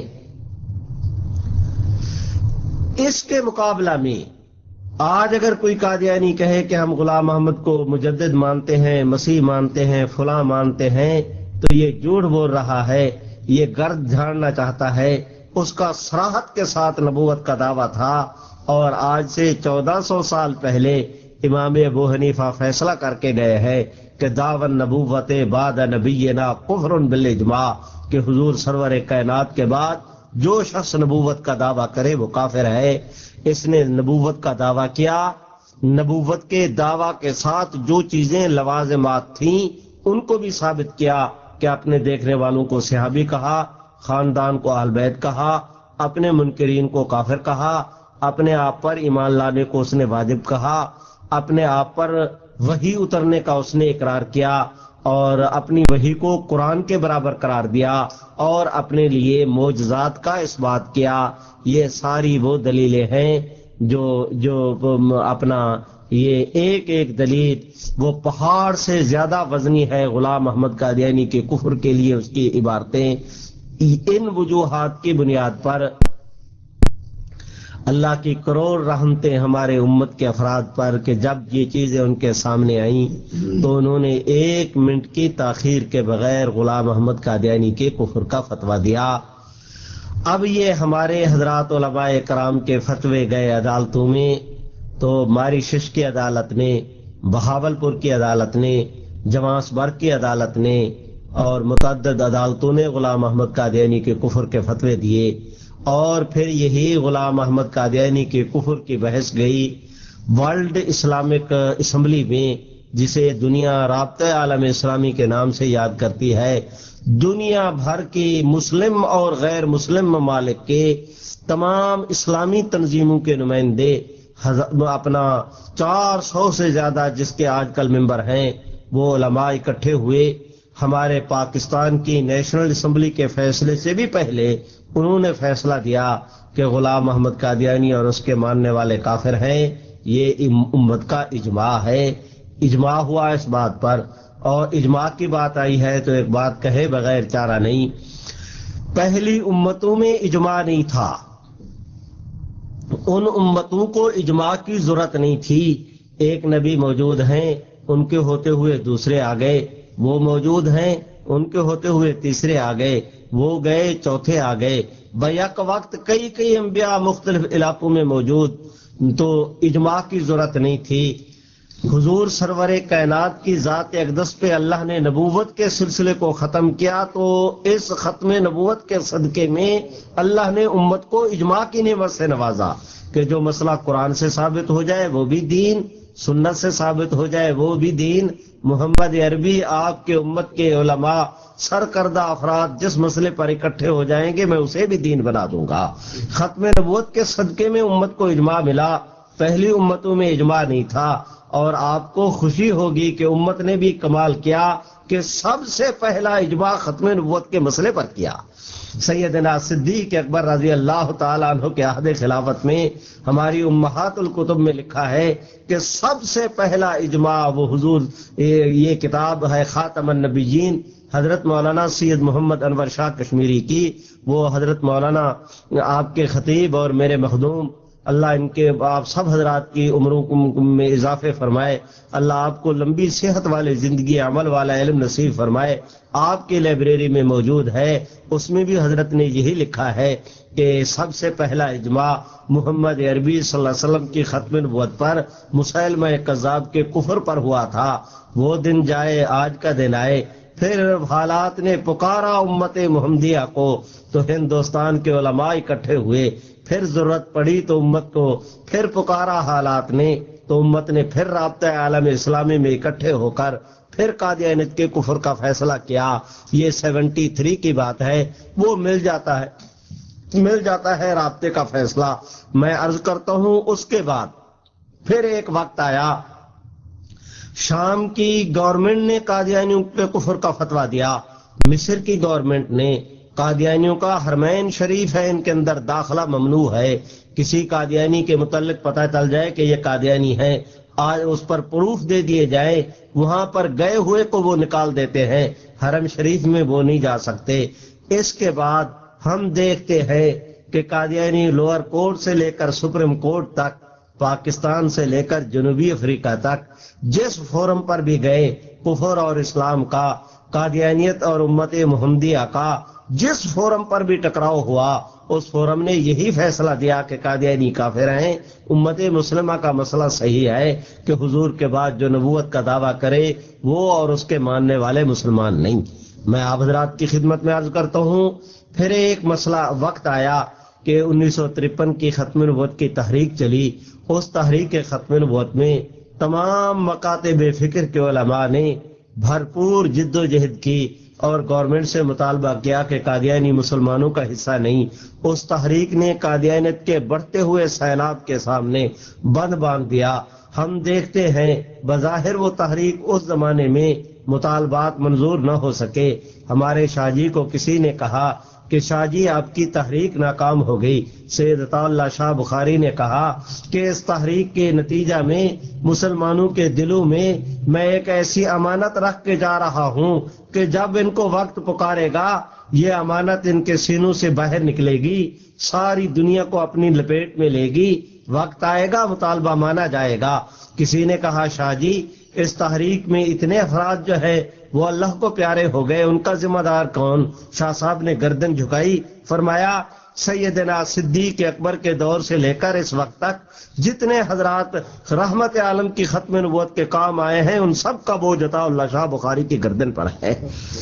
اور میں آپ حضرات کی خدمت میں عرض کرتا ہوں، دیکھیے حوالے کے بغیر بات نہیں، آپ کے یہاں پر وہ کتاب موجود ہوگی رحمت للعالمین، اس کا نام ہے قاضی سلمان منصور پوری کی، اس کی غالباً دوسری جلد کے اندر انہوں نے بحث اٹھائی ہے اس بات پر کہ رحمت عالم کے زمانہ مبارک سے جتنی اسلام کی خاطر دفاعی جنگیں لڑی گئیں ان میں شہید ہونے والے صحابہ کی تعداد کتنی ہے، وہ کہتے ہیں 259، اور میں آپ سے عرض کر 259 تمام تر 23 سالہ دور نبوت میں اور پہلی ختم نبوت کے مسئلے پر مسیلمہ کذاب کے ساتھ جو یمامہ میں مارکا ہوا، اس میں 1200 صحابہ کام آئے، جس میں 700 قرآن مجید کے حافظ اور قاری تھے، جن میں 70 بدری صحابہ ہیں۔ اور بدری صحابہ یہ وہ صحابہ ہیں جن کی زیارت کو صحابہ جایا کرتے تھے، جن کو قرآن نے، جن کی بخشش کا، جن کی نجات کا، جن کی عظمت کا قرآن نے سرٹیفکیٹ دیا ہے۔ میرے بھائی، میں اس پر یہ عرض کرنا چاہتا ہوں کہ پورے دین اسلام کے تحفظ اور بقا کے لیے صحابہ کو اتنی قربانی نہیں دینی پڑی جتنی ختم نبوت کے مسئلے کی خاطر صحابہ نے قربانی دی ہے۔ میرے بھائی، میں آپ حضرات کی خدمت میں عرض کرتا ہوں، گفتگو تو یہ میں اس کے بعد پھر مرحلہ آیا اسمبلی میں جانے کا۔ ایک بات یہاں پر آپ یاد رکھیں، آج کل قادیانی دنیا کو دھوکہ دینے کے لیے، خود آپ جس ملک کے اندر رہ رہے ہیں، اس ملک برطانیہ کو قادیانی دھوکہ دینے کے لیے پروپیگنڈا کرتے ہیں کہ پاکستان میں ہماری جائیدادیں محفوظ نہیں، حالانکہ محفوظ ہے، گھر محفوظ نہیں، جھوٹ بولتے ہیں آ کر، اور یہاں اسائلم کے نام پر پناہ لیتے ہیں، پیسے بناتے ہیں، قادیانی جماعت ان سے چندے بٹورتی ہے، یہاں کی گورنمنٹ کو انہوں نے احمق بنا رکھا ہے، نہیں انکوائری کرتے کہ حالات کیا ہے، جھوٹ کے نام پر قادیانی فارم پر کرا کے لوگوں کو قادیانی بنا کے لا رہے ہیں، انہیں ایک دھندا مل گیا ہے، کاروبار مل گیا ہے۔ میں آپ حضرات کی خدمت میں عرض کرتا ہوں کہ یہ قادیانیت کا کیس، اس کو یوں سمجھیں کہ یہ مظلوم بن کر، جھوٹے طور پر مظلوم بن کر دنیا کو گمراہ کر رہے ہیں۔ واقعہ یہ ہے کہ یہ سب سے بڑے ظالم جنہوں نے حضور کی مسند پہ قبضہ کیا، صحابہ کی مسند پہ قبضہ کیا، امت مسلمہ کو کافر کہا، اور اس سے بڑھ کر آج تک پاکستان میں جتنے فسادات ہوئے قادیانی مسئلہ پر، اس کا باعث صرف قادیانی تھے۔ جان بوجھ کر قادیانی کرتے ہیں اپنا مسلمانوں کو۔ یہ پچھلے دنوں قادیانیوں کا باہر سیاسی پناہ کے نام پر باہر کا کوئی دھندا کم ہو گیا تھا، انہوں نے سرگودا میں جان بوجھ کر ایک مسلمان پر الزام لگایا، اس بیچارے کا ہاتھ کٹ گیا، مشین کا ٹوکے کی مشین تھی، وہ چل رہی تھی، وہ اس میں چارہ دے رہا تھا، مشین چارے کو کاٹتی آ رہی ہے، غلطی سے اس کا ہاتھ چلا گیا، اس کا ہاتھ کٹ گیا، تو قادیانیوں نے وہاں پر کھڑے ہو کر کہکے لگائے، مذاق اڑایا، اشتعال دلایا کہ یہ ہمارے حضرت صاحب کی مخالفت کرتا تھا، ہمارے حضرت صاحب کی کرامت کو دیکھو کہ اس کا ہاتھ کٹ گیا، اشتعال پیدا کیا۔ مسلمان اکٹھے ہوئے تو جو وہ کھڑے ہو کر 10 15 20 50 مسلمان کھڑے ہیں، قادیانیوں کو کوس رہے ہیں کہ تم زیادتی کرتے ہو، یہ مظلوم آدمی ہے، اس کا ہاتھ کٹ گیا، معذور ہو گیا، خاندان کی بچیاں بیٹیاں رو رہی ہیں، اظہار ہمدردی کی بجائے تم آوارہ قحطوں سے ان کا مذاق اڑاتے ہو۔ تو جو آدمی یہ گفتگو کر رہا تھا، اس کو پکڑ کر قادیانی اپنی عبادت گاہ میں لے گئے۔ اس کا نام، وہ ایک شاہ صاحب ہیں، سادات میں سے ہیں، اس کو وہاں پر لے گئے، مارا پیٹا، زخمی کیا، مار کے اس کی جو ہے وہ اپنا کھوپڑی، اس کی کھوپڑی کریک ہو گئی، خون و خون ہو گیا، اپنی عبادت گاہ میں بند کر کے۔ یہ مڈ رانجے کے قریب کا واقعہ ہے، اپنا تخت ہزارہ کا۔ جس وقت یہ کیفیت ہوئی، اب گاؤں کے مسلمانوں کو پتا چلا کہ قادیانیوں نے ایک مسلمان کو قتل کر دیا ہے، تو اپنا غلط خبر مشہور ہوئی، وہ قتل نہیں ہوا تھا، مارا پیٹا، اسے معذور کر دیا تھا۔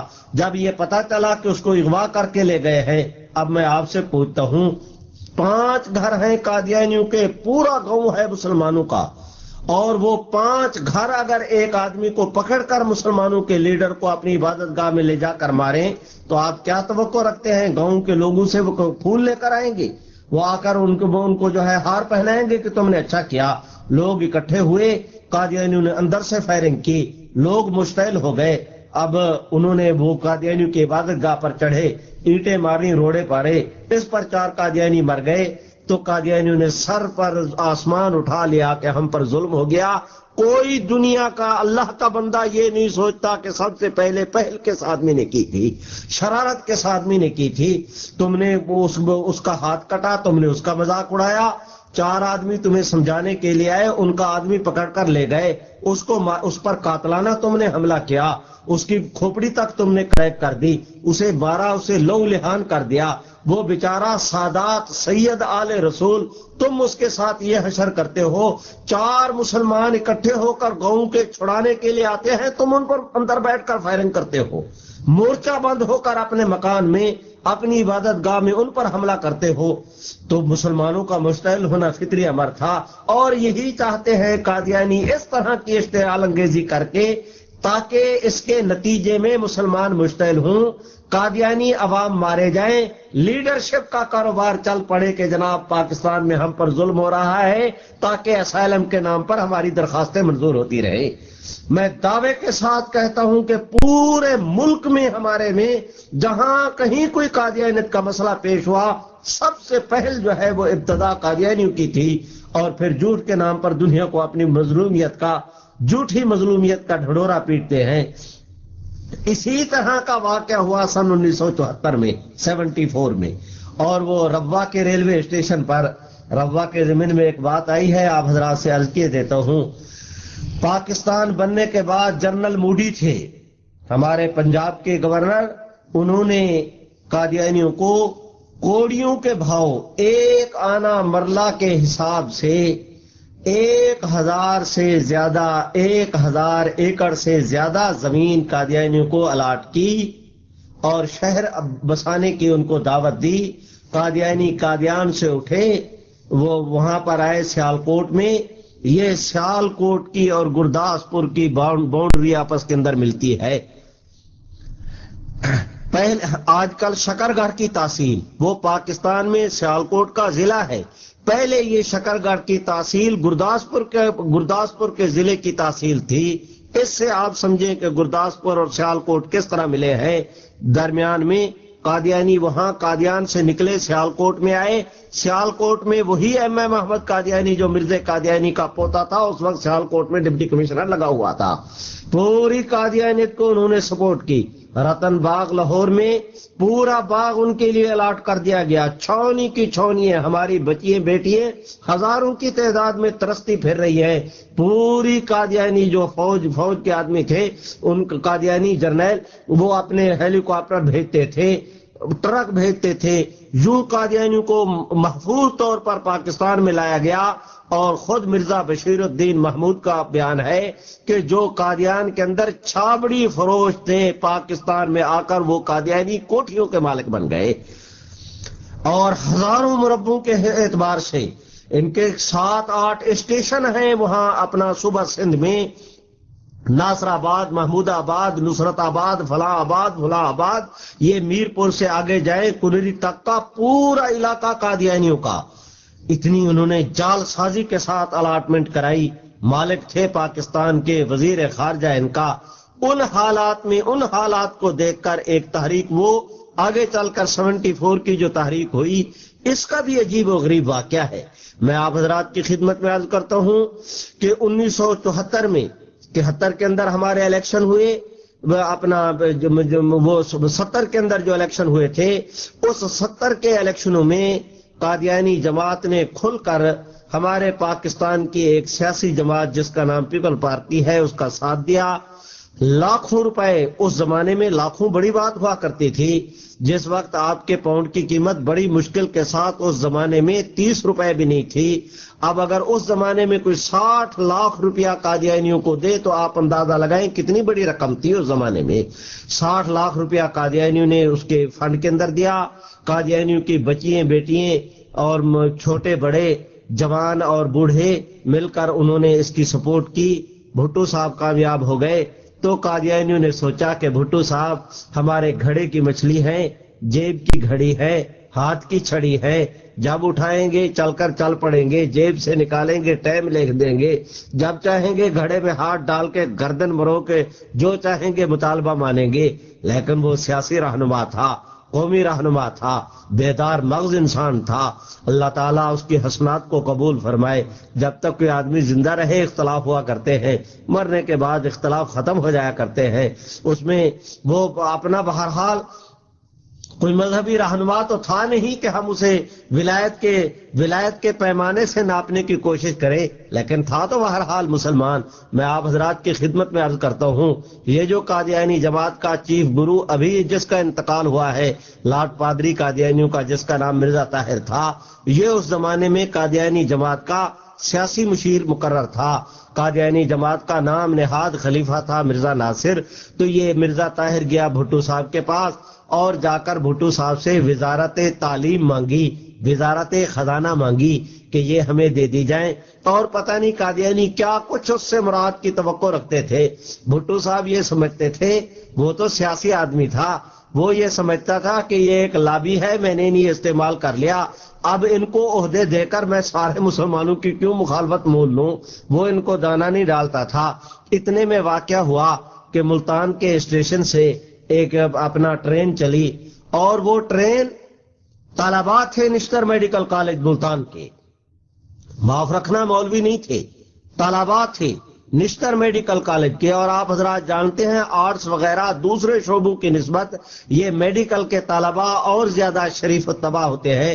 وہ بچے بھی جو آرٹس وغیرہ میں ہیں، میں ان کی توہین نہیں کر رہا، وہ بھی شریف ہوتے ہیں ان کا، لیکن ان کا فن ایسا ہے کہ اس میں کبھی شوخی بوخی آ جاتی ہے۔ یہ بہت ہی جو ہے وہ اپنا کیا کہتے ہیں اس کو، بہت ہی یہ مرنجا مرنج قسم کے بچے تھے۔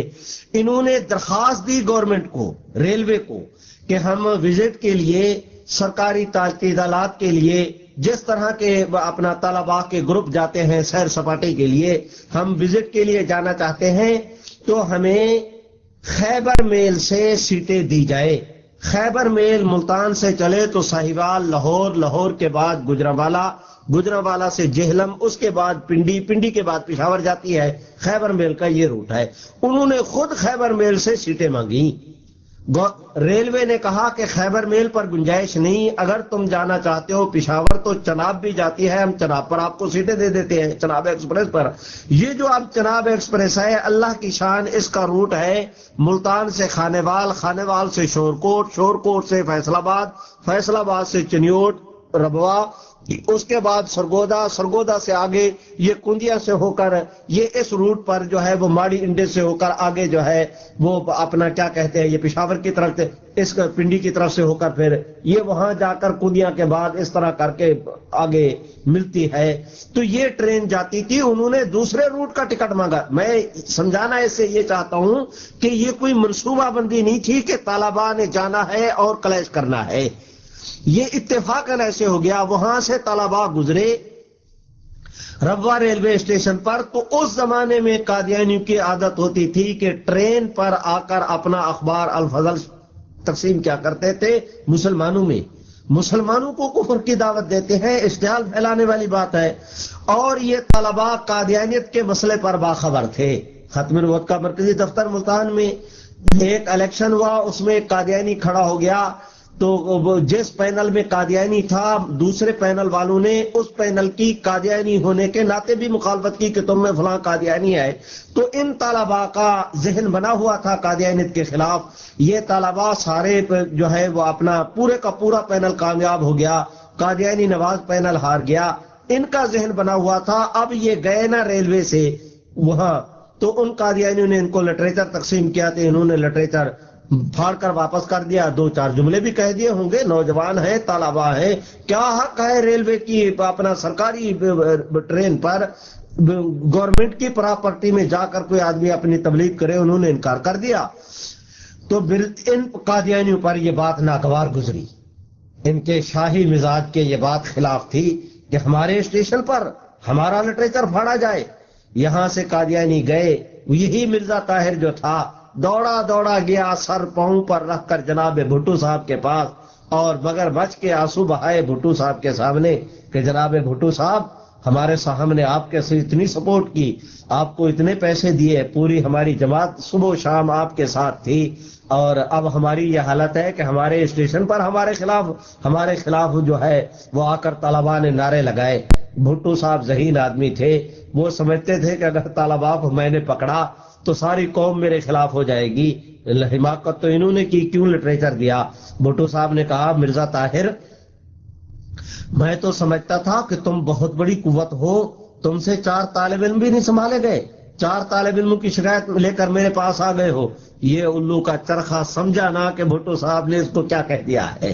یہ واپس آیا، اس نے او دیکھا نہ تو دیکھا۔ 22 مئی کو یہ ٹرین گئی تھی، ہفتے کے بعد 29 مئی کو اس ٹرین نے واپس آنا تھا۔ 74 کی بات عرض کر رہا ہوں۔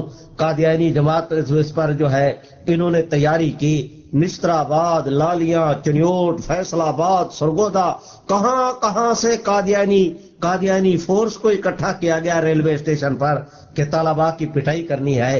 اور نشترآباد اسٹیشن سرگودے سے آئے تو پہلے نشترآباد آتا ہے، شاہین آباد آتا ہے، نشترآباد آتا ہے، لالیاں آتا ہے، سرگودا ہے۔ سرگودے سے لے کر چناب نگر تک پوری ریلوے کے اہم اسٹیشنوں پر قادیانی اسٹیشن ماسٹر تھے۔ آگے ربوہ کا railway station master Qadiani, Chiniot کا ریلوے اسٹیشن، وہ یہ سارے قادیانی اسٹیشنوں پر ماسٹر بیٹھے ہوئے۔ قادیانی بڑی بے تابی کے ساتھ فون کر کے کبھی لالیاں کا اسٹیشن ماسٹر سرگودا پوچھتا ہے، کبھی ربوہ کا، کبھی نشترآباد کا، کہ وہ ٹرین کس وقت آ رہی ہے، اس لیے کہ ہزاروں آدمی یہاں پر جمع کیے ہوئے ہیں۔ پوچھا جا رہا ہے کہ ٹرین کے وہ جو طلباء کی بوگی ہے وہ انجن سے کتنے نمبر پر ہے، تاکہ اس کا اندازہ لگا کے پہلے فورس وہاں کھڑی کی جائے، پوری ٹرین کو چیک نہ کرنا پڑے۔ قادیانی تمام اسٹیشنوں سے اس پر سوار ہوئے۔ قادیانی اسٹیشن ماسٹر نے ان کو پہلے بتا دیا کہ بوگی نمبر فلاں ہے۔ یہ ساری چیزیں ہائی کورٹ کے ریکارڈ میں انکوائری کمیشن جو بناتا مسٹر جسٹس سمدانی کے ایم سمدانی نے کی سربراہی میں ربوہ کے سانحہ پر جو ہے وہ اپنے انکوائری کے لیے، اس میں یہ ساری تفصیل موجود ہے۔ اب آئے نا جی جناب طلباء، وہ طلباء ایک بوگی میں، چھوٹی بوگی ہو تو 22 طلباء ہوتے ہیں، بڑی ہو 44، اس سے بڑی ہو 88 سے زیادہ تو ہمارے پاکستان میں بوگی کوئی نہیں، چھوٹی سی بوگی میں طلباء، اور قادیانی ہزاروں کی تعداد میں پل پڑے نا ان پر سیٹوں سے، ان کو سوئے ہوئے بچے، ان کے وہم و گمان میں بھی نہیں ہے کہ آج کو جو نہ ہے انہوں نے ان کو اتارا، کسی کی ٹائی سے پکڑا، کسی کی پتلون سے پکڑا، کسی کی جیب میں ہاتھ ڈالا، کسی کو سر کے بالوں سے پکڑا، کسی کا بازو مروڑا، اور کسی کے کان سے پکڑ کر لائے، لاتوں سے پکڑ کر کوئی لیٹرین میں گھسنا چاہتا ہے ڈر کے مارے، بیچارے ہے تو طلباء کریں کیا، وہ ان کو لاتوں سے پکڑ کر اسٹیشن پر لاتے ہیں۔ آہنی مکے، ہنٹر، ہاکیے، ان کے ساتھ پٹائی کر کے طلباء کا، اور ایک طالب علم کسی کی ناک کی ہڈی توڑی، کسی کے کندھے کو توڑا، کسی کے چودڑوں پہ جو ہے وہ اپنا ہنٹر برسائے، کسی کی پشت پر مار کے ان کا قادیانیوں نے ان معصوم بچوں کا انہوں نے برا حال کر دیا۔ اور یہ ریکارڈ کے اندر یہ بات موجود ہے، عدالت کے ریکارڈ میں بات موجود ہے کہ اس مظلومیت کے وقت ایک بچے نے اگر پانی مانگا تو قادیانی اوباشوں نے اس کے منہ کے اندر پیشاب کیا ہے۔ آج کہا جاتا ہے کہ قادیانی بڑے اخلاق والے، میرے بھائی یہ میرا موضوع نہیں، لیکن میں آپ حضرات کی خدمت میں عرض کروں، عدالت کے ریکارڈ میں ایک بات موجود ہے کہ ایک اس حالت میں بھی ایک قادیانی نے درندگی کے ساتھ وہاں پر اس کی جو ہے وہ اپنا اس کی بے جان باڈی کے اوپر کھڑے ہو کر اس نے رقص کرتے ہوئے احمدیہ زندہ باد کا نعرہ لگایا۔ طالب علم جان کنی کی حالت میں تھا، وہ وہاں پہ کہتا ہے محمدیت زندہ باد، جب اس نے کہا محمدیت تو قادیانیوں نے کہا مردہ باد۔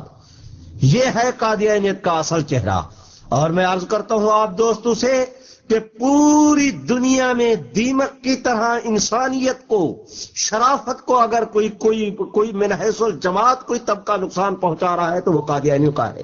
ہاں مجھ سے مانگے حوالہ، قادیانی جماعت کا ایک آدمی قادیانیت کو اس نے چھوڑا، اس نے کتاب لکھی، ایک آدمی خود قادیانی تھا، اس نے کتاب لکھی، ایک کا نام کمالات محمودیہ ہے، ایک کا نام جو ہے وہ اپنا شہر صدوم ہے، اس میں یہ بات موجود ہے مرزا قادیانی کی پوتی اپنے باپ مرزا محمود کے متعلق کہتی ہے کہ سگے باپ نے سگی بیٹی کے ساتھ مکالمہ کیا۔ آج دنیا کس نام سے کہتی ہے کہ قادیانیوں کے جناب اخلاق بڑے ہیں؟ قبلہ اگر بیٹی کے ساتھ بدکاری کرنا، بچوں کے منہ میں پیشاب کرنا اس کا نام اخلاق ہے تو پھر میں معافی چاہتا ہوں اس اخلاق سے۔ اگر یہ اخلاق کا معیار یہ ہے تو پھر ہمیں معذور سمجھا جائے۔ خیر میں آپ دوستوں کی خدمت میں عرض کرتا ہوں، وہ کہتے ہیں من درچے خیال ہے وہ فلک درچے خیال، انسان کی تدبیر کچھ ہوا کرتی ہے، میرے رب کی تقدیر کچھ ہوا کرتی ہے۔ قادیانیوں نے یہ سوچا کہ ان طلباء کو ماریں گے، اشارہ تو تھا بھٹو صاحب کا کہ طلباء کو ٹھیک نہیں کر سکتے، قادیانیوں کو ذرا زیادہ مثالہ لگ گیا، اب طلباء کو مارانا، اور یہ چلی ٹرین مظلوموں کی، ٹرین لیٹ ہو گئی، 1.5 گھنٹے تک رکی رہی۔ اب چنیوٹ کے اسٹیشن ماسٹر کو پتا چلا، فیصلہ آگے چک جھمرا اسٹیشن ہے اس کو پتا چلا، فیصلہ آباد تک اطلاع پہنچی ٹرین کیوں لیٹ ہو گئی، بار بار پوچھتے ہیں اسٹیشن ماسٹر، کنٹرول روم پوچھتا ہے اسٹیشن ماسٹر سے اتنی دیر ہو گئی ٹرین کیوں نہیں چل رہی، کہتا ہے جی لڑائی ہو گیا ہے، کوئی حادثہ ہو گیا ہے، پتہ نہیں کیا ہوا۔ اب انہوں نے زور دیا تو اس نے کہا جی وہ قادیانیوں کا اور مسلمانوں کا بچوں کا آپس میں وہ جی قادیانی، یہ خود قادیانی تھا، وہ جی طالبان نے بدتمیزی کی جی، وہ قادیانی اس پر غصے ہو گئے جی، معمولی لڑائی ہو گئی۔ اسٹیشن ماسٹر چنیوٹ پر پہنچی، طالبان کو اس نے جو ہے وہ اپنا مرغ بسمل کی طرح تڑپتے ہوئے دیکھا، اس نے اپنے کنٹرول روم کو کہا کہ بعض طالبان کی کیفیت بالکل سیریس ہے۔ اللہ کی شان، جس وقت یہ ٹرین وہاں پر پہنچی، ہمارے ایک بزرگ تھے حضرت مولانا تاج محمود صاحب رحمت اللہ علیہ، اسٹیشن کنٹرول کا ایک اسٹیشن ماسٹر، ان کی اسٹیشن پر اپنا مسجد ہے، وہ سارا عملہ ان کا مرید، ان کے پیچھے نمازیں پڑھنے والا، جیسے آپ اور میں حضرت مولانا کے پیچھے نماز پڑھتے ہیں، کوئی واقعہ ہو جائے تو ظاہر ہے کہ خطیب صاحب کو تو اطلاع ہو ہی جائے گی۔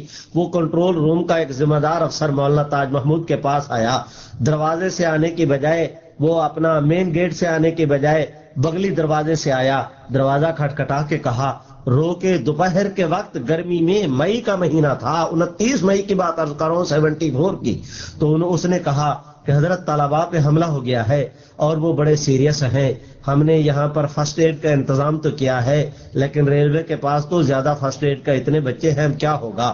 مولانا تاج محمود نے سول ہسپتال کے ملازمین اپنا ڈاکٹر کو ایس ایم کو کہا، وہ ڈاکٹروں کی ٹیم لے کر آئے، اسٹیشن ماسٹر شہزاد صاحب تھے، ان کو اپنا ڈی سی صاحب ان کو کہا، ایس پی کو کہا، تو شہر کے اندر اطلاع ہوئی۔ رب کے شان کو دیکھو، وہاں پر قادیانی اوباش ہمارے بچوں کو مارنے کے لیے جمع تھے، جب ریلوے اسٹیشن پر پہنچے تو یہاں پر مسلمان ان کے آنسو پوچھنے کے لیے جمع ہیں، پورا اسٹیشن جم میں غفیر بھرا ہوا ہے، کانوں کان اطلاع ہوئی۔ وہ کہتے ہیں نا کہ اسلام کی فطرت میں قدرت نے یہ لچک رکھی ہے، اتنا ہی یہ ابھرے گا جتنا کہ دبا دو گے۔ قادیانیوں نے دبانے کی کوشش کی، اللہ نے اسے اٹھانے کی کوشش کی۔ میں یہی اب بات آپ دوستوں سے عرض کرتا ہوں، تاریخ اپنے آپ کو دہراتی ہے، زیادتی قادیانیوں کی تھی۔ جس وقت وہاں اسٹیشن پر آئے تو وہ حالات کو دیکھے گئے تو انہوں نے طالبان نے کہہ دیا کہ حضرت ہمارے ساتھ یہ ہوا، ہمارے ساتھ یہ ہوا۔ جس نے سنا کلیجہ محسوس کر رہ گیا، چیخیں نکل گئیں دنیا کی کہ دنیا میں اتنی اندھیر گردی کہ اس طرح ان مسلمانوں کو کوئی شخص بھیڑ بکری کو، گدھے کو اتنا نہیں مارتا ہوگا جس طرح قوم کے نو نہالوں کو، معماروں کو، ڈاکٹر صاحبان کو، جنہوں نے آگے چل کر انسانیت کی خدمت کرنی ہے، آج ان کو اس طرح بری طرح ان کو مارا جا رہا ہے۔ تو وہ اپنا کیا کہتے ہیں، وہ ہمارے ڈی سی صاحب نے ہوم سیکرٹری کو کہا، اس نے وزیر اعلیٰ کو کہا، اور انہوں نے کہا کہ جی ہم اس کے لیے انکوائری کریں گے، یہ ہوگا۔ طلباء طلبا کے لیے وہ کیا کہتے ہیں اس کو ایئر کنڈیشن بوگی مخصوص کی گئی، فرسٹ ایڈ دی گئی، ان کو روانہ کر دیا گیا۔ جس اسٹیشن سے ٹرین گزرتی گئی محمد عربی کے غلام جمع ہوتے گئے، پوری ٹرین وہاں سے چلی، ملتان پہنچتے پہنچتے پورے ملک کے اندر تحریک کی ایک فضا بن گئی۔ میرے بھائی وہ کہتے ہیں کہ شر ادوبے برنگیزد کہ خیر ما دروں باشد، دشمن نے فتنہ اٹھایا تھا، اللہ نے انہی کی بربادی کا اس کے اندر سامان کر دیا۔ اگلے دن پورے ملک میں ہڑتال ہوئی، کراچی سے لے کر خیبر تک کی دینی قیادت اکٹھی ہوئی۔ میں آپ سے عرض کرتا ہوں انور شاہ کی الف سے تحریک چلی تھی، محمد یوسف بن نوری کی یہاں پہ پہنچی ہے۔ شیخ الاسلام مولانا محمد یوسف بن نوری اس وقت عالمی مجلس تحفظ ختم نبوت کے امیر وہ تھے، تو ان کو مجلس عمل کا امیر بنایا گیا۔ دیوبندی ہوں، بریلوی ہوں، اہل حدیث تمام مکاتب فکر کے علماء مشائخ جمع ہوئے۔ حضرت مولانا مفتی محمود میرے رب کریم کی شان بے نیازی کو دیکھے۔ حضرت مفتی محمود صاحب، مولانا شاہ احمد نورانی، علماء کرام کی ایک بہت بڑی تعداد، پروفیسر غفور چودھری ظہور الہی، یہ حضرات اس وقت اسمبلی میں تھے۔ اکیلے جمعیت علماء اسلام کے 12 ممبر تھے۔ جید علماء مولانا عبدالحق کوڑا خٹک والے جیسا، مولانا صدر الشہید، مولانا مفتی محمود، مولانا غلام غوث، مولانا عبدالحکیم جیسے جید علماء کرام بھاری بھرکم، اور ان میں بعض ایسے قداور کہ اس وقت ساری دینی قیادت ملے تو شاید ایک شخص کے قد پہ بھی ہم نہ پہنچ پائیں، اتنی قیادت وہاں پر جمع تھی۔ اور وہاں اسمبلی میں بھی آج کل کے چھوکروں کی طرح اسمبلی نہیں تھی کہ جس طرح بی اے پاس سارے پہنچ گئے ہیں۔ اس زمانے میں ولی خان جیسا آدمی، خورشید محمود قصوری جیسا آدمی، عبدالحفیظ پیر زادہ، خان عبدالقیوم، ذوالفقار علی بھٹو، غلام مصطفیٰ کر، ایسی اسمبلی تھی۔ جب یہ تحریک چلی بھٹو صاحب نے دیکھا، اس نے کہا کہ قومی اسمبلی اس کا فیصلہ کرے۔ اب علماء کی مسند افتاء سے چل کر ہمارا ختم نبوت ہمارا نہیں، محمد عربی کی عزت و ناموس کا مسئلہ قومی اسمبلی میں پہنچا ہے۔ مکہ مکرمہ میں گیا تو مکہ والوں نے فتویٰ دیا، دیوبند کے مسند سے یہ افتاء جاری ہوا تھا، انہوں نے تائید کی، سارے ملک نے تائید کی، مکہ نے تائید کی۔ اب وقت آیا، لوअر کورٹ سے سپریم کورٹ تک گیا، انہوں نے فیصلے دیے۔ اب وقت آیا کہ یہ مسئلہ گیا ہے نیشنل اسمبلی میں، اس پر بحث ہوئی۔ رب کریم کا کرم ہے، چھاپ چکے ہیں ہم اس قومی اسمبلی کی کارروائی کو، جو اس زمانے میں بھٹو صاحب کے اس میں قومی اسمبلی میں مفتی محمود اور ہمارے اٹارنی جنرل تھے یحییٰ بختیار، ان کا قادیانی جماعت کا چیف گرو مرزا طاہر تھا، لاہوری جماعت کا جو ہے وہ اپنا صدر الدین تھا، یہ سارے اسمبلی کے اندر پیش ہوئے۔ 11 دن تک مرزا ناصر پر جرح ہوئی، اور 2 دن جو ہے وہ لاہوری گروپ پر جرح ہوئی۔ 13 دن قومی اسمبلی کی کلاس چلی، اور قومی اسمبلی نے اس جرح کے بعد قادیانیت کے کیس کو جس وقت سمجھا تو قومی اسمبلی پکار اٹھی کہ قادیانیوں کا مسلمانوں اور اسلام کے ساتھ کوئی تعلق نہیں۔ ان 14-15 علماء کرام کی کلاس کو نکال دیں، باقی جتنی کلاس ہے وہ سیاستدان تھے، ان میں ایک بھی مذہبی رہنما نہیں تھا۔ بھٹو صاحب کوئی مذہبی رہنما نہیں، ولی خان مذہبی رہنما نہیں، پروفیسر خورشید وہ کیا کہتے ہیں خورشید محمود قصوری ہو، یہ اپنا نواب زادہ ہو، فلاں ہوں، ان میں کوئی آدمی جو ہے وہ مذہبی رہنما نہیں تھا۔ ان اسمبلی کے ارکان کے سامنے بھی جب قادیانیت کا کیس آیا، علم نشرہ ہوا، تو سب نے قادیانیت کو پڑھنے کے بعد کہا کہ قادیانی کافر ہیں۔ یہ ایک موقع آیا، پھر ہم دیکھتے ہیں رب کریم کے کرم کو کہ جناب بھٹو صاحب کے بعد آگے چل کر پھر انقلاب آیا، وہ جناب جنرل ضیاء الحق مرحوم کا تھا۔ ضیاء الحق کے زمانے میں، بھٹو صاحب کے زمانے میں قانون پاس ہوا تھا، معافی چاہتا ہوں، آئین میں ترمیم ہوئی تھی لیکن قانون سازی نہیں ہوئی تھی۔ جناب ضیاء الحق کے زمانہ میں پھر اس پر آئین سازی ہوئی، رب کریم نے کرم کیا کہ قادیانیوں پر پاکستان میں پابندی لگا دی گئی کہ تم غلام احمد کے دیکھنے والوں کو صحابی نہیں کہہ سکتے، غلام احمد کے خاندان کو اہل بیت نہیں کہہ سکتے، محمد عربی کے علاوہ کسی اور کو تم نبی نہیں کہہ سکتے، قادیانیت کو اسلام کے طور پر تم پیش نہیں کر سکتے، قادیانیت کی بھلے تبلیغ کرو اپنے گھروں میں، قادیانیت کو بطور قادیانیت کے پیش کرو، قادیانیت کو بطور اسلام کے تم پیش نہیں کر سکتے۔ یہ ایک جائز فیصلہ تھا، قادیانیوں نے اس کو نہ مانا۔ وہ گئے وفاقی شرعی عدالت میں. رب کے کرم کو دیکھو, وفاقی شرعی عدالت میں 4 جج صاحبان تھے, چاروں ہائی کورٹ کے جج, انہوں نے ان کے خلاف فیصلہ دیا. قادیانی پھر لاہور میں, پشاور میں, کوئٹہ میں, لاہور میں, کراچی میں, کوئٹہ میں 4 جو ہے وہ اپنے ہمارے ہائی کورٹوں میں انہوں نے درخواستیں دائر کی, چاروں نے قادیانیوں کے خلاف فیصلہ دیا. یہ سپریم کورٹ میں گئے. میں آپ حضرات کی خدمت میں عرض کرتا ہوں, اللہ تعالیٰ فضل فرمائے, خدا کرے یہ عجب کے اوپر اور وہ اپنا ریا کے اوپر محمول نہ ہو. رب محمد کی قسم, وہ منظر سب میں نے اپنی آنکھوں سے دیکھا ہے. سپریم کورٹ میں ہم لوگ جس وقت جاتے تھے, یہ ساری پیریڈ کا میں عینی گواہ ہوں. میں آپ حضرات سے عرض کرتا ہوں کہ جس وقت ہم لوگ سپریم کورٹ میں جاتے تھے, قادیانیوں کے 20 وکیل پجاروں پر آتے تھے. ہم مسکین لوگ کتابیں اٹھائے ہوئے, بستے اٹھائے ہوئے وکیلوں کے اپنے سروں پر جاتے تھے, لیکن قادیانیوں کو اپنی طاقت پہ ناز تھا, ہمیں محمد عربی کی غلامی پہ ناز تھا. وقت آیا کہ پاکستان کے سپریم کورٹ کے 5 جج صاحبان نے, سپریم کورٹ کے جج صاحبان, انہوں نے بھی قادیانیوں کے کفر کا فیصلہ دیا. اور اب تو رب کریم کا کرم ہے کہ آپ کا کوئی ایسا بر اعظم نہیں جہاں پر قادیانیت کے کفر جو ہے وہ علم نشرانہ ہو چکا ہو. یہ قادیانیت کی جستہ جستہ تاریخ میں نے آپ حضرات کے سامنے رکھی. اب ضرورت ہے اس عمر کی کہ غلام احمد قادیانی کی بھی تاریخ آ جائے, وہ انشاءاللہ اس کو اگلے پیریڈ میں لیں گے. میں اسی پر اکتفا کرتا ہوں. اللہ تعالیٰ میری ٹوٹی پھوٹی ان معروضات کو قبول فرمائے. اللہ رب العزت آپ دوستوں کو بہت ہی جزائے خیر دے. قدم قدم پہ میرے رب کی رحمت آپ کے ساتھ ہو کہ آپ حضرات نے اس کے لیے وقت نکالا. حق تعالی ہم سب کے حامی و ناصر ہوں. کوئی بعید نہیں کہ آپ کا میرا یہی مل بیٹھنا کل قیامت کے دن حضور کی شفاعت کا ذریعہ بن جائے.